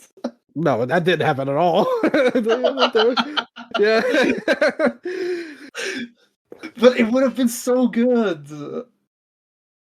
It would have. And I praise you for wanting to predict that. No, Ruwaka. I really like the double count out at the start, even though it destroyed Bozilla. Like, I still found it so funny. I thought that was so lame. To be like, not the draw was lame, but how they did it was like even worse. It was so because dumb. They had to like wait for the clock to for him to count him out. It made Bozilla look so dumb. Yeah, even my sister said that. Like, oh, that was really lame. Like, you could tell that they were waiting for that. I think Rock got the 6 out of 10 for me. I think the Anu match was good. It was a fun. It wasn't the match I predicted, but it was fun. I like the Aya Sakura match. Again, I really liked the Bozilla match just for the funness of it, even though it was dumb and it destroyed Bozilla. Another, like, what a weird night one. Like, when you think about it, having Sari lose and Bozilla draw to Ruwaka. Yeah, I thought it was like really not good booking. I do have to say. After Bozilla took a loss in a non-tournament match in the lead up to the show. Yeah, yeah. Very strange. How would you rate Ruwaka before we move over to Bozilla? One of the worst in the tournament, to be honest. like all the bad stuff of Tora without the good. Like, I would say. I think I just find Ruwaka so charming and fun that I will always rate her a bit higher. She seems like a nice person. So I'll be nice and give her a 4. I won't rate her below Hanako, but I'll rate her the same. Yeah. No. I am a big Ruaka fan. I've always just have a fun time watching her matches, but because I do not, I walk into Ruaka matches expecting silliness, and I always get it, and You're always satisfied. Yep. I'm always satisfied. I always get entertained. What about the Bozilla? Yeah, exactly. What about the one she drew with here, Bozilla? Yeah, the thing is, I really thought she would be kind of like. I thought they set it up. She has my worst match of the tournament. Against who? Miyu Amasaki. That was pretty rough. That's not a bad pick. Dude, when that match ended, Miyu Amasaki looked like she wanted to retire. Like after all of her matches, she looked like she wanted to retire. That was nice, Sondre. Miyu walked away from the Bozilla match, and she was like, "Man, I have to take bumps like this. Fuck this wrestling thing." It looked pretty rough for Miyu Amasaki, because Bozilla was just throwing her around. The time limit draw with Anu delivered as expected. That was her best match. Yeah, but remember, like, we circled that match as like that's probably going to be good. The Saya Ida match was a bit underwhelming, but it was still very good. Yeah, I liked it. I thought all 3 of her last 3 matches against Ida, Sarai, and Suzu, like, were all 7 out of 10. Like, Rex, but not special. The Ano match was great. Like, and the rest was, like, very below average, I would say. So, mixed bag of a tournament. Pretty disappointing from what I envisioned her. For some reason, no one wants to, like, push her, like, as the monster that she should be, for some reason. So I think that they're not getting the best out of her. But she was okay. I don't think she was bad. I thought she had a pretty good tournament, actually. I give her a 6.5.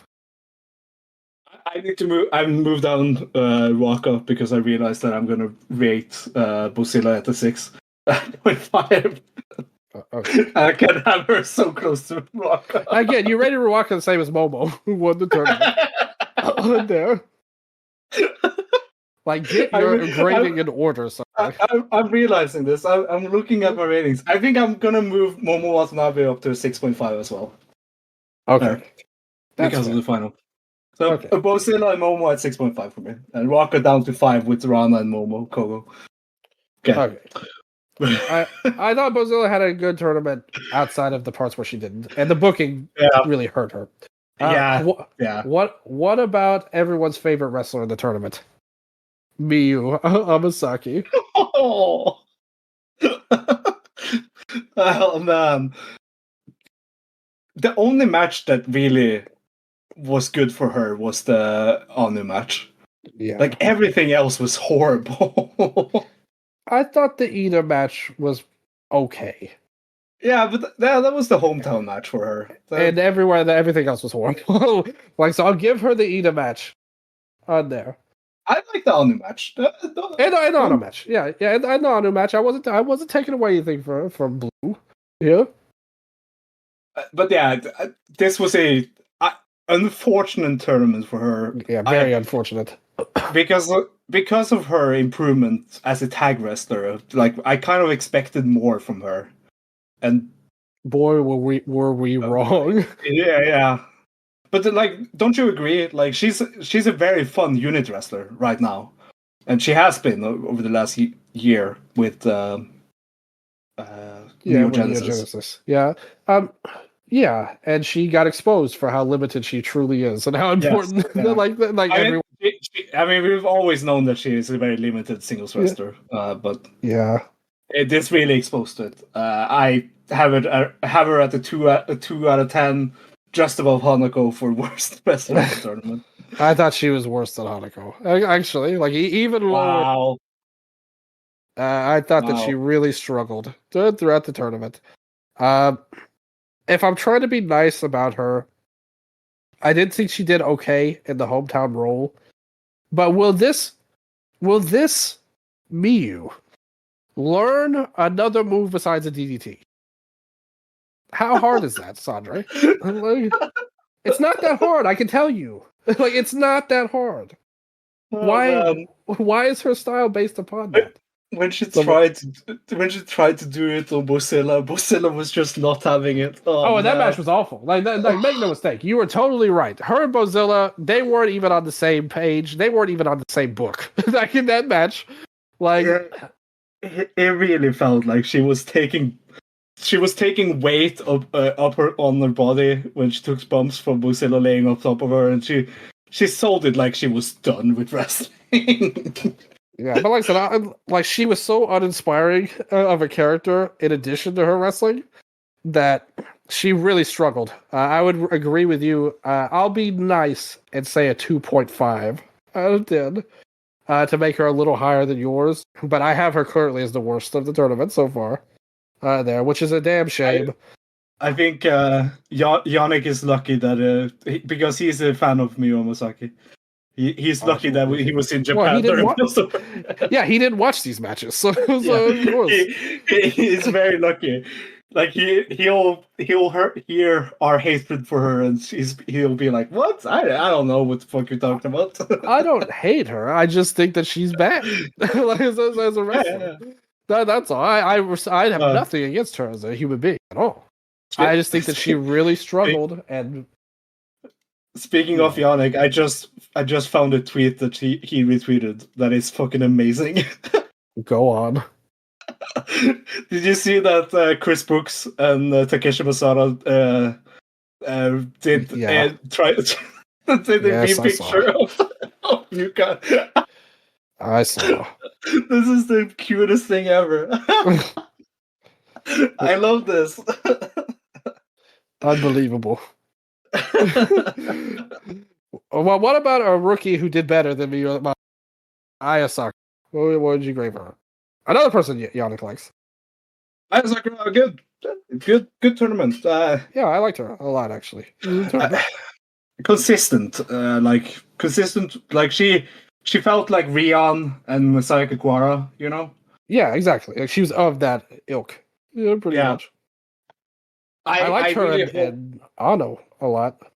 Yeah. I really hope I and Sayaka win the New Blood tag titles. Yeah, they're a perfect team. Like I think it's great that they put them together in Angels. Yeah, they challenged them on the final night, Hanako and Waka. Also, I loved in counter to Miyu.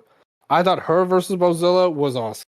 Like it was so fun to watch Bozilla destroy her, and I thought she did a great job just eating it.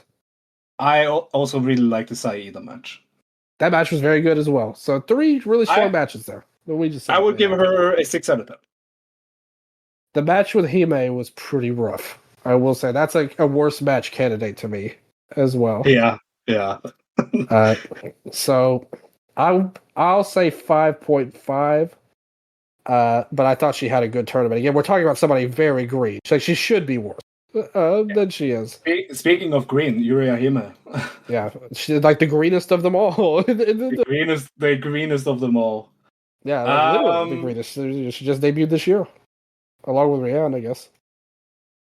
I have her at the same rating as Miyu Masaki. Maybe I'll put Yuria Hime up 2.5 because of that strong Saida match to close the tournament.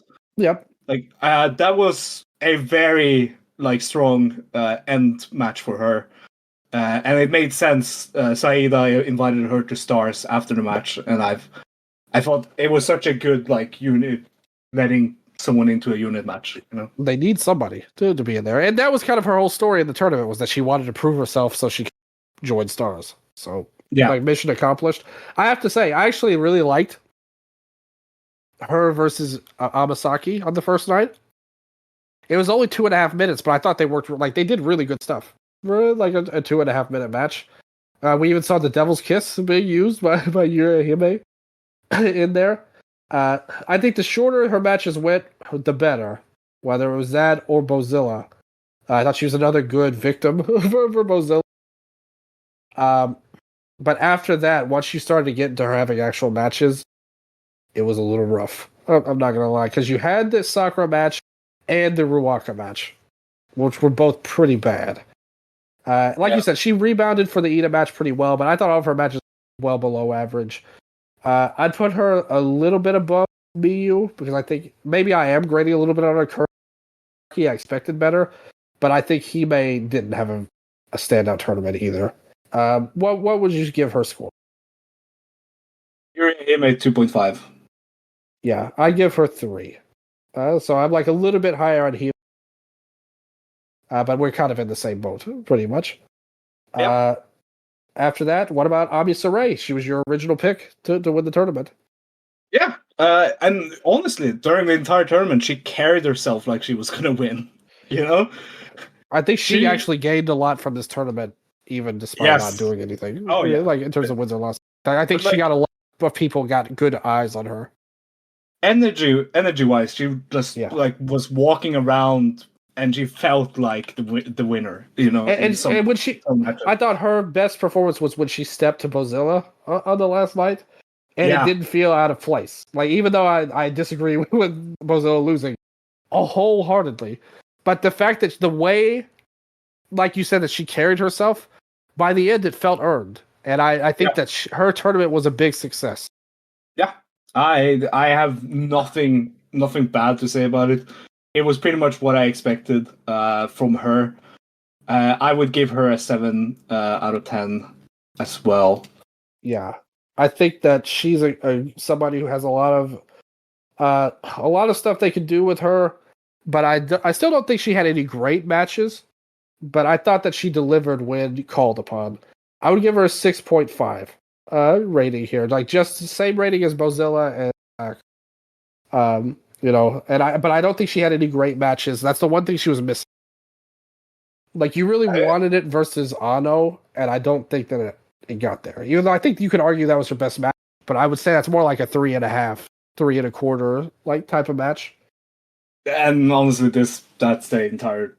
Yeah, that's her whole tournament. Block. But that's also this entire block. Like, honestly. Well, I mean, we were talking about some like Ano great matches, and I think those fell short. What about Ida? We've praised her in multiple matches so far.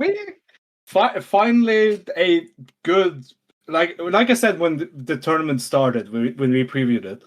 Yeah, like I knew that Saida was gonna end this tournament with like 8 points, 10 points. Like, she was gonna be a contender, and she did. This was the first tournament, a 5-star, where she walked around and felt like a top star. You know, I thought she was a very consistent top wrestler of this block. She's the second best consistently after Anu in this block for me. I really liked her tournament. I'll tell you something, Sondre. More Cheyenne lore here. So we watched it from the start. Like when they had the ceremony where they were all on stage. Yeah. And when they cut to Ida, I was really hyped. Because she was like, she's so... And I was like, I thought she was going to comment on how jacked she is. Like how muscular she is. I was like, yes, like Ida's awesome. She's jacked. And then she was like, she's so short. And I was like, oh, like you didn't even notice. Like all that gym work that she put in there. I mean, she is short. And then she claimed that Ida has the hair of a 90s mom. Do you agree with that? Yes. It is. I never thought of it like that before, but when I told Stringer that, he said the same thing. Like, of course it is. Am I the only one that didn't notice this? Dude, I watched the show with a friend of mine, the opening show, and he said like, "Oh, look at Karen here." Why? he saw her and he was like, "Yeah, there's Karen the wrestler." Oh, poor Dylan. I never noticed all of this Karen 90s mom hair. Yeah. I kind of see Anu as more of a Karen haircut. That's what I said too. But then Shia totally was bounced back against that. She was like, no, she has great hair. Like, what are you talking about? And I was like, what are you talking about? That's a total mom haircut. No. Soccer mom level for Sariano. I would give Saida a 7.5 out of 10. I thought she was very consistent this tournament. Yeah, me too. She's missing the great match, and that's what keeps me at a 7. But she got the best. For me, she has the Anu match. That was really good. Was a great match. Yeah, like that. That again was more like 3 3/4 to me, but it was really strong, and she had a great tournament. She definitely won people over, I would say. But everybody kind of knew she was good already. So I think that's it for this block. We only got one left. This was. Yeah, we have done every wrestler here, right? I think this is the only block where we agree that there's only one real answer for the best match of the block. Yeah. And it's the Anu versus Bozilla. Yeah.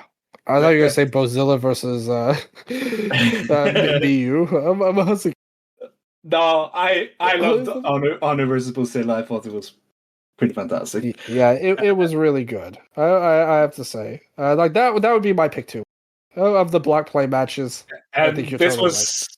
This was the weakest block of the entire tournament. I think Ano had a great tournament, and you had some good bit players in there. I mean, like the top 4, Ano, Saray, Bozilla, Ida, were all pretty good to great. And then the bottom half was where I kind of struggled. And since they wrestled on almost every like that really drug everybody down. Kind of like that really made Anu's tournament that much special. I kind of want to rate her even higher now that we've gone through it. Nice. So now we got to go to Red Stars A finally. Yeah. I'm glad we saved this because we can preview B versus Saya during this talk. But first, we got more important stuff to talk about, and you know exactly. What was the leader of the pack, the New Yorker, the American, and Shine was like, "Oh yes, of course, I can definitely tell she's from America." On there, when I told her that, she was like, "It's obvious, everybody knows this." And I was like, "Sure." On there, but Waka's tournament she lost a lot, and very fast, and then she got to win at the end. I thought this was a saving grace of a tournament booking for her. It was so. How they booked it was good. Like I was so happy. Like anytime. Like when the B match in Senai Pit happened and they went almost 5 minutes, I was sitting there like, what the fuck are you guys doing? Walker should lose in 1 minute. Like, I don't want to see this for 4 minutes. It was really a time saver of a run for her. I wish there was a Waka in every block, honestly. Just to like save some time. For me, but and her beating Lady C felt like a feel good win at the end. Yeah, I mean, she beat Asusa, like that was her big first win. Well, and that only lasted like 20 seconds or whatever. Like so, yeah, like she hasn't got a real win over Lady C. But the thing was, Asusa tried to do the strategy that everyone else did against Waka, but Waka outsmarted her and outwalked Asusa. But I don't want Azusa to lose against Waka. That's the problem. And the funniest part about that match was that Waka sold it like Asusa had won. Like she thought Asusa won. Waka's very showed her own music. Yeah. Very fun. I would say 5 out of 10. There's nothing wrong with her tournament. Just she was a big player. I would say 2. Like she did nothing to earn any rating this match in this tournament. To be honest, she saved time. But that anybody can do that. Okay, I'll go down to 4. Okay, I think that's like I said. Anybody could do what she. Here, but yes, she was fun. I don't hate her, even if I definitely see the value of a walk in your tournament. Again, sometimes you have to go deeper. You look deeper into the rating, Sondre. I put too much thought into it sometimes. Well, what about the one that she beat, Azusa? Like her first loss. Man, what a good tournament for the Inaba sisters, right? Yeah. She stood out. I thought Azusa stood out a lot in the early part of the tournament. Me too. She really looked good in the first couple of matches. I am so hyped because they announced that JTO is going to do Azusa versus Sayaka Kuwara. I am so looking forward to that. I hope that makes tape. But it's just about, so like it's going to be bad tape, of course. Yeah, exactly. Like, keep hoping. Hey, they finally uploaded my match of the year for the Rina versus Aoi. But the quality of the match was horrible on the video. Cheyenne turned against Azusa early on. She was pissed when Rina helped Azusa beat Hanan, her own sister. When I told her, it was so cool. Yeah, she was like super mad. She's like, "What the fuck?" I remember I watched it with my friend, and like I was telling her, telling him like,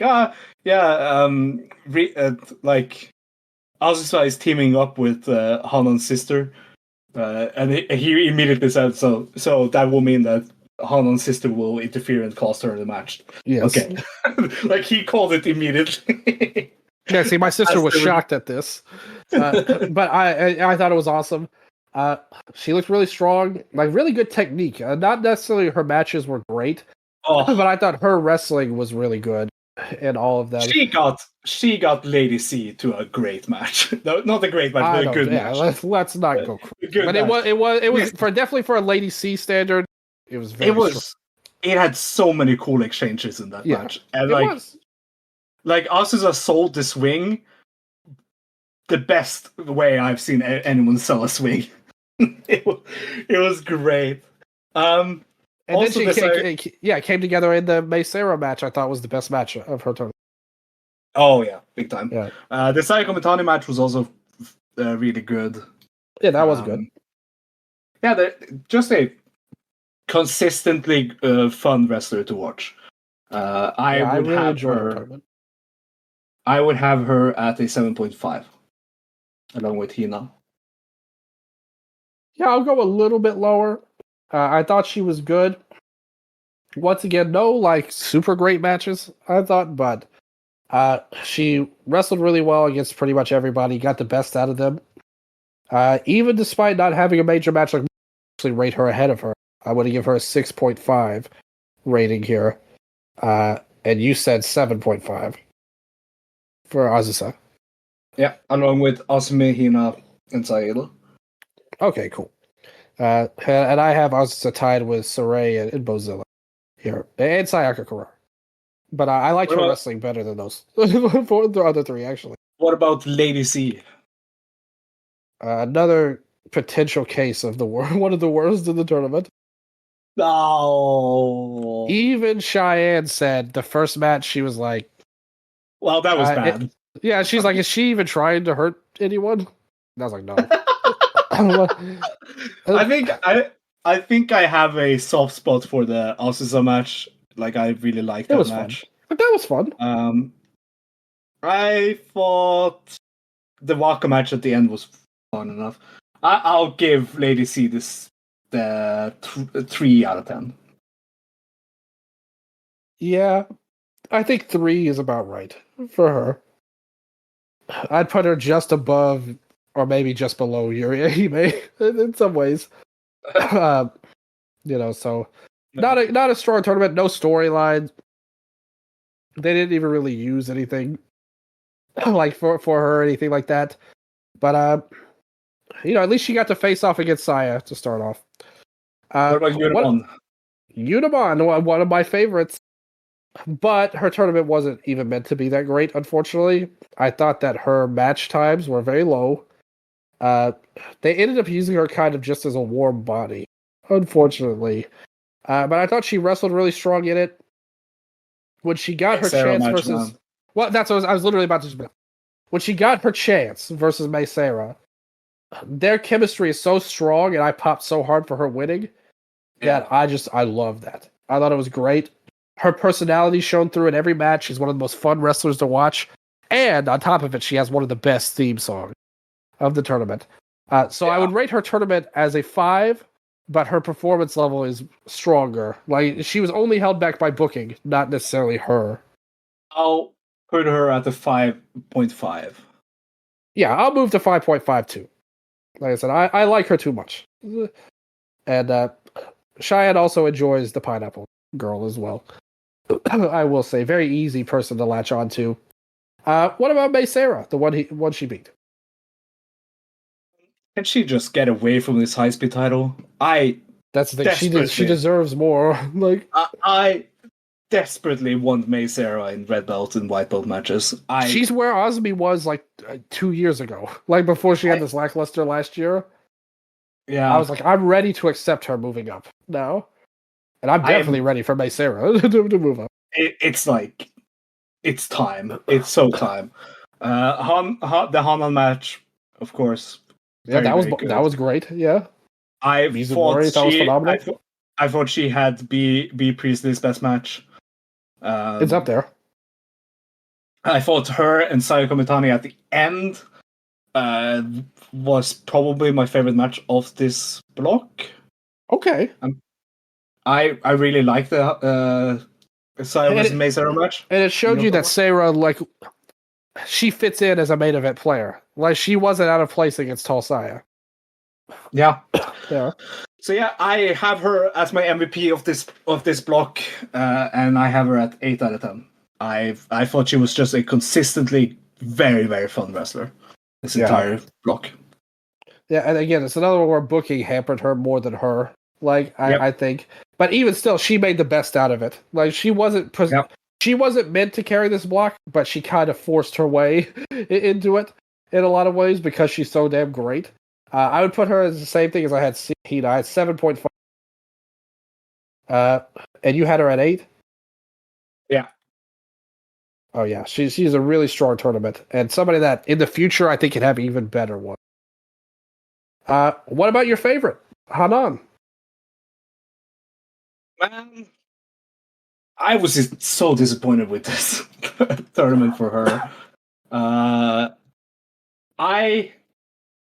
I think it really hurts her that there's confusion around her as a babyface or her run right now, because it feels like everyone is confused about it. You know, I don't know what it is. I like confusing. I don't know. See, neither do I.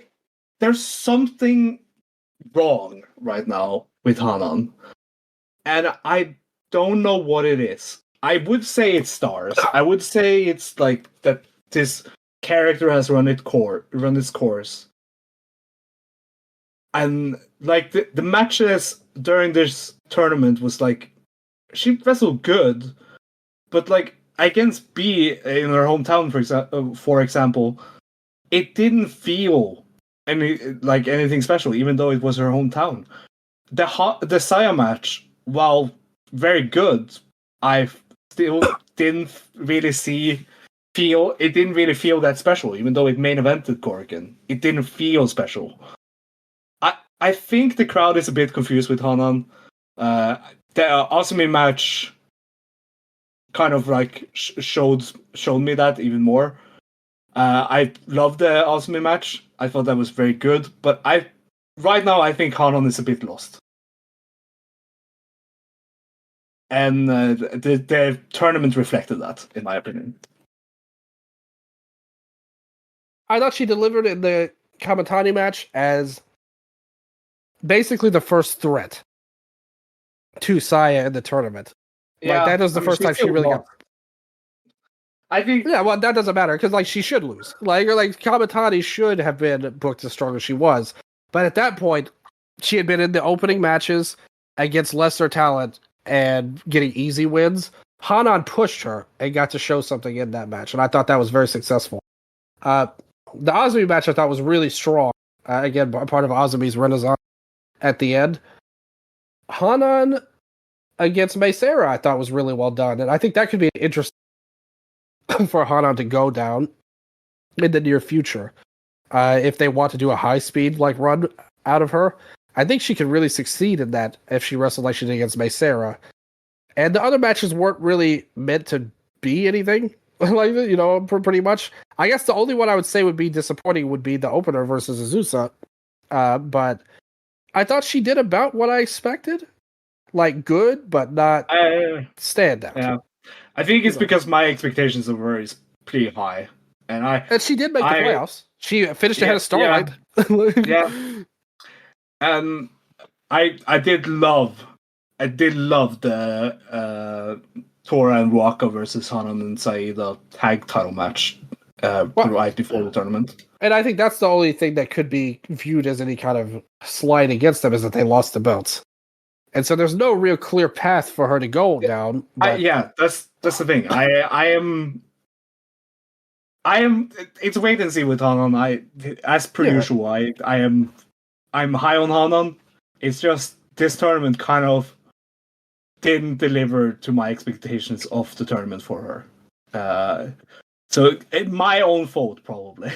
But the Azumi match in the semifinal, the quarterfinal was pretty fantastic. And I thought that she was respected pretty well in the tournament. It's not like they jobbed her out. You know, like I said, she made the tournament playoffs. I think her character is not that interesting, which is a different kind. I think that is what I'm trying to say. Is that her character is in need of a bit of a change. But Ida's character also isn't interesting, I would say. Yeah.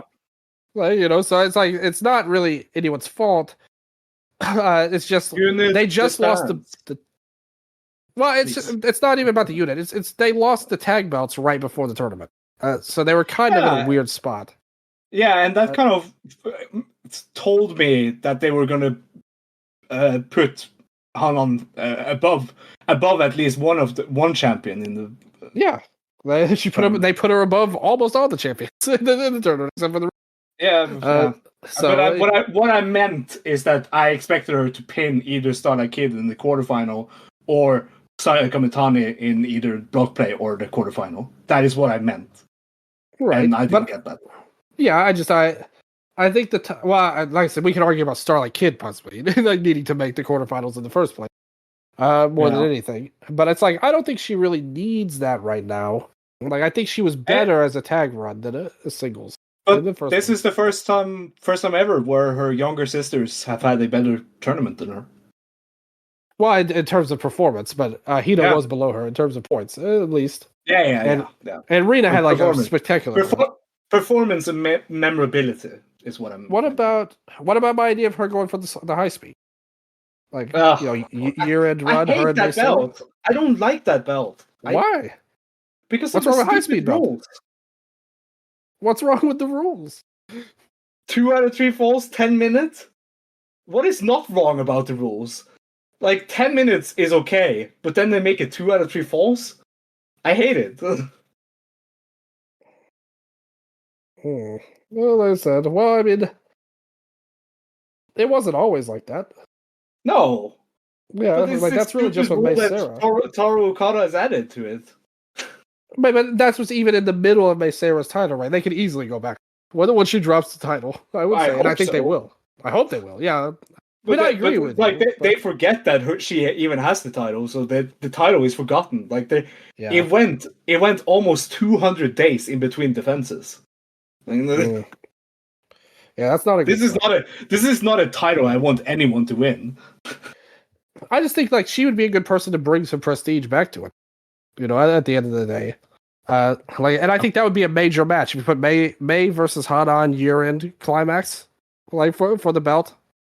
I think that would be a better spot than where, like it feels like it's either that or the white belt, multi-man tag, like in the opener. Like she's not a white belt, in my opinion.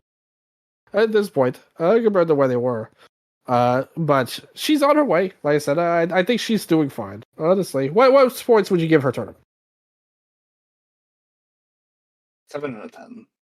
Yeah, like I said, I think that's about fair. I go about 6.5. Helped by the Asumi match. Yeah, that put her over the top as well. So then, B Priestley and Saya Komitani. B Priestley first, I guess. Yeah. Queen's Landing finally got hit in the final match. Yes, they saved it for the end.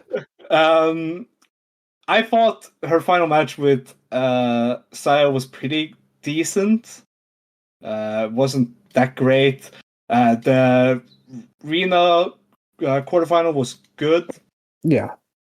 The Hanan main event in Hanan's hometown was okay.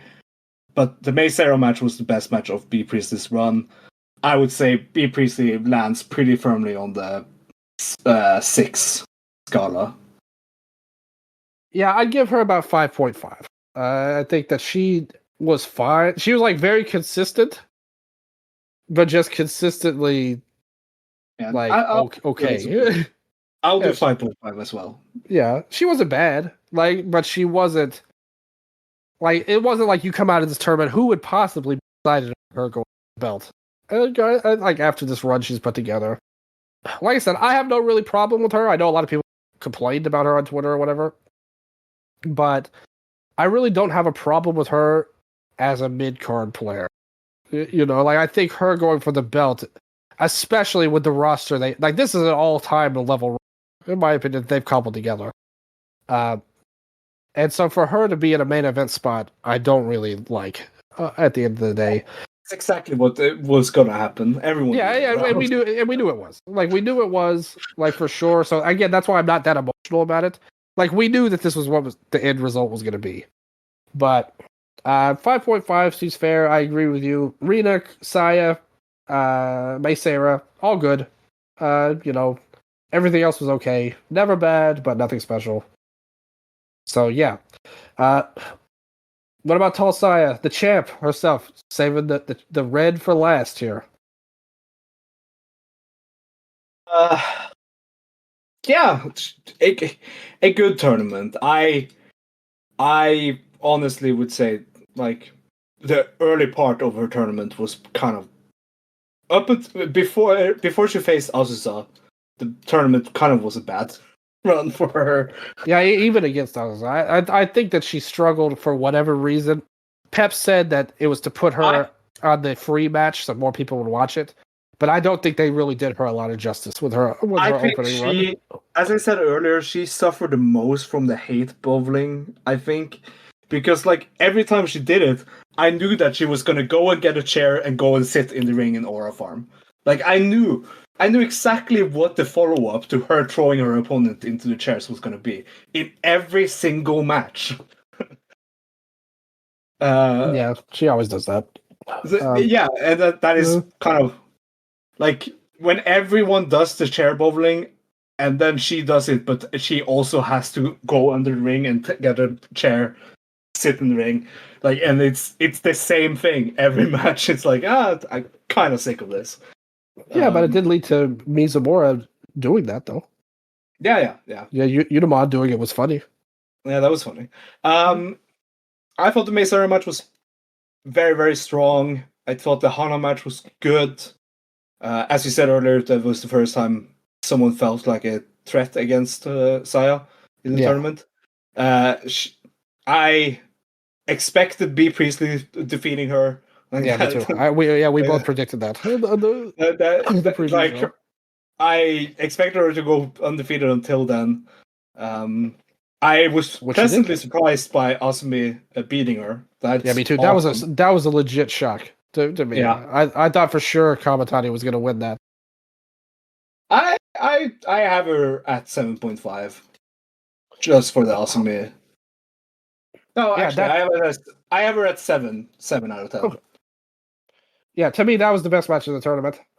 That's the one I'm going to remember the most. And ultimately, she has something that really nobody else on the roster does in terms of just her level of charisma. It's that like one of the best I can remember, like anybody had, in terms of this, pretty much, and aura and whatever. So that really helps all of her matches feel bigger than they really were.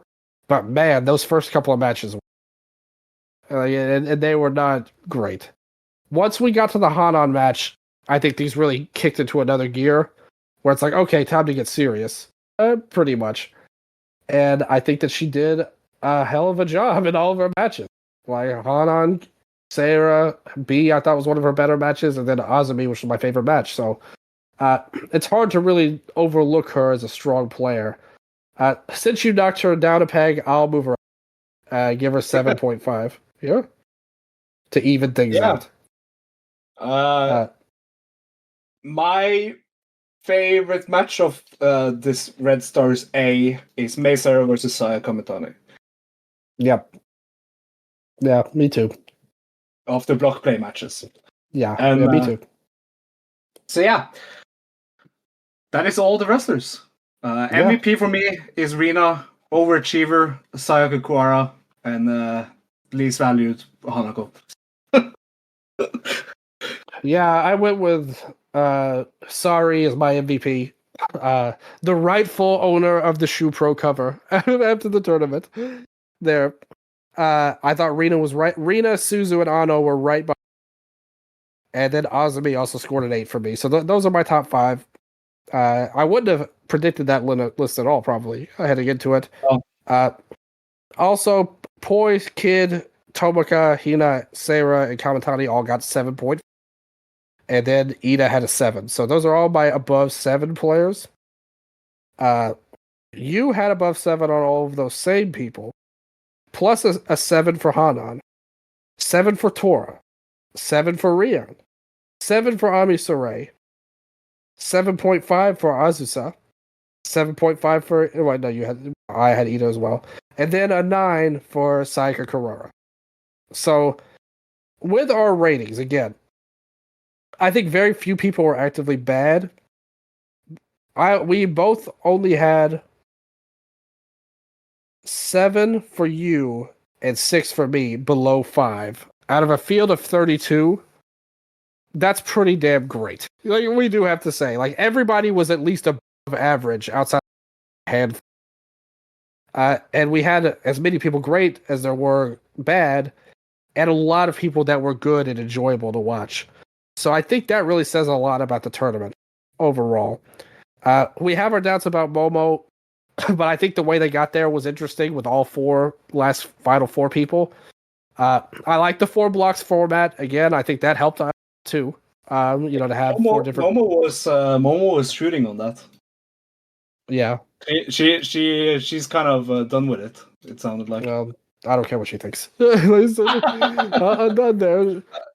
That's another. But a lot of people were down on it coming in. But I think it always works to make interesting final scenarios. Pretty much, at least. The first show, I think, scared a lot of people because they had every single freaking person wrestle. But after that, when we just had normal shows, it was super easy to follow. Yeah. I thought. And I was really enjoying it. I totally enjoyed this. I think a lot of people stepped up and gained something, even if I didn't maybe rate them that high.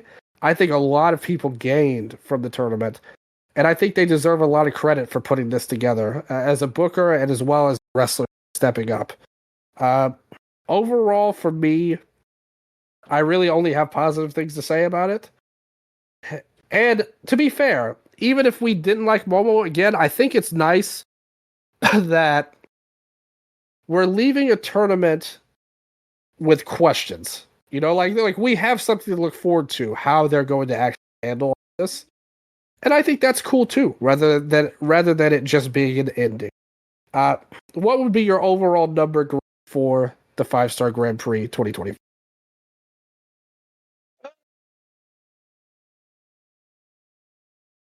I think this one will maybe change when we've seen the follow-up. Good point. Like, I need to wait until I've seen the follow-up to Momo winning. Right. I think, but as a tournament as a whole, I was very impressed by this. I love the 4 black block system. I am with you on it. I really think it helped a lot of the younger talents in the tournament. I would say good 7.5 out of 10 rating for this year's 5-star GP. Big step up from last year's. Last year was so confusing. Yeah. I remember I was so cold on last year's. Yeah, me too. So I am very much higher on this one. 8.5 for me.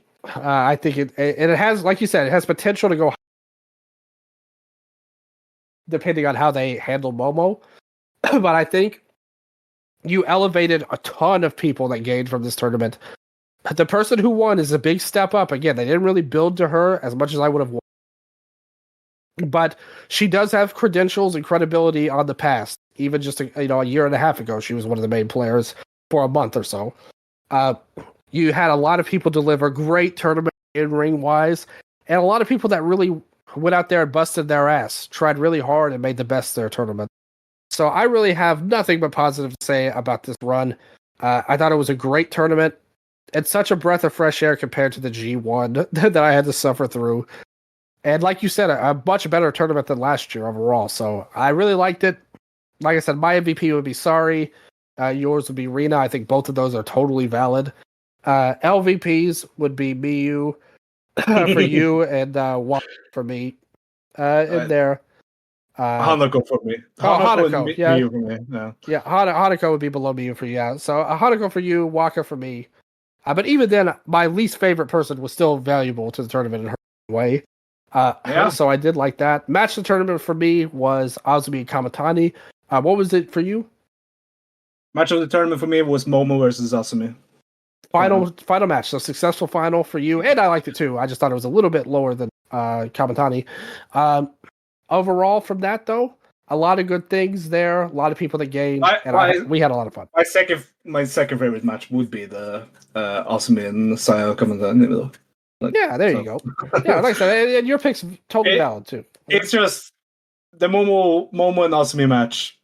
It had as much as I have my doubts about Momo winning, it still had so many good storyline moments and so many character story moments for Momo. Yeah, like I got very emotional when she told Hey to get the fuck out of there. Yeah. No, I totally agree. I thought this was a success of a tournament. It definitely was financially. The final did a great number. Oh, big time! Yeah. I am very, very much I hope that this Momo win leads to something great. Yeah, me too. And that's my final thing I will say. Absolutely. Anything you want to say to the people before we get on out of here?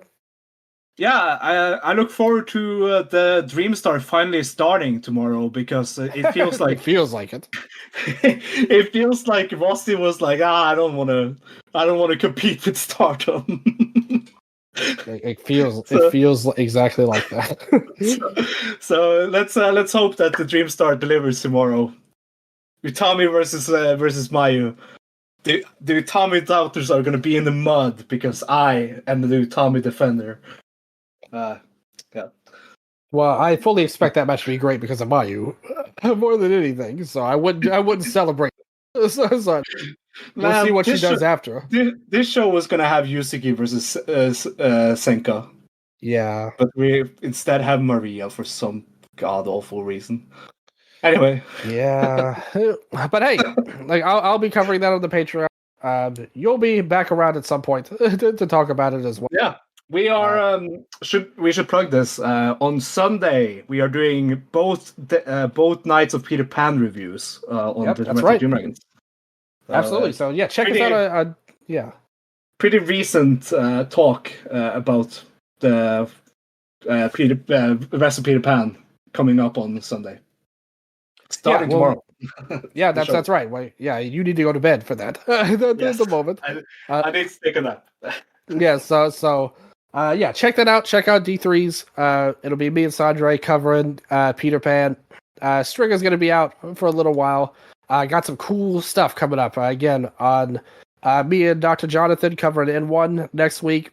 Got a special review coming up of Gaia Girls with me and my Wrestle Update co-host Nella De Angelis. We're going to do a 25th anniversary show for that, and me and Stringer have a plan for something special. I hope that we can get it done this go around. So it should be a lot of fun ahead for the Eastern Lariat fans out there. Check out everything going on in the world of wrestling, whether it's Stardom, Mario Gold, DDT, New Japan, whatever you like to watch, have fun with it. Make sure to keep your eyes open and your ears open, because no matter what happens to all of the Eastern Lariat family out there, and even the new listeners that have joined in, checking us out for this alternative perspective on the 5-Star Grand Prix, the full coverage of the 5-Star. You know I love you, and until next time, sayonara.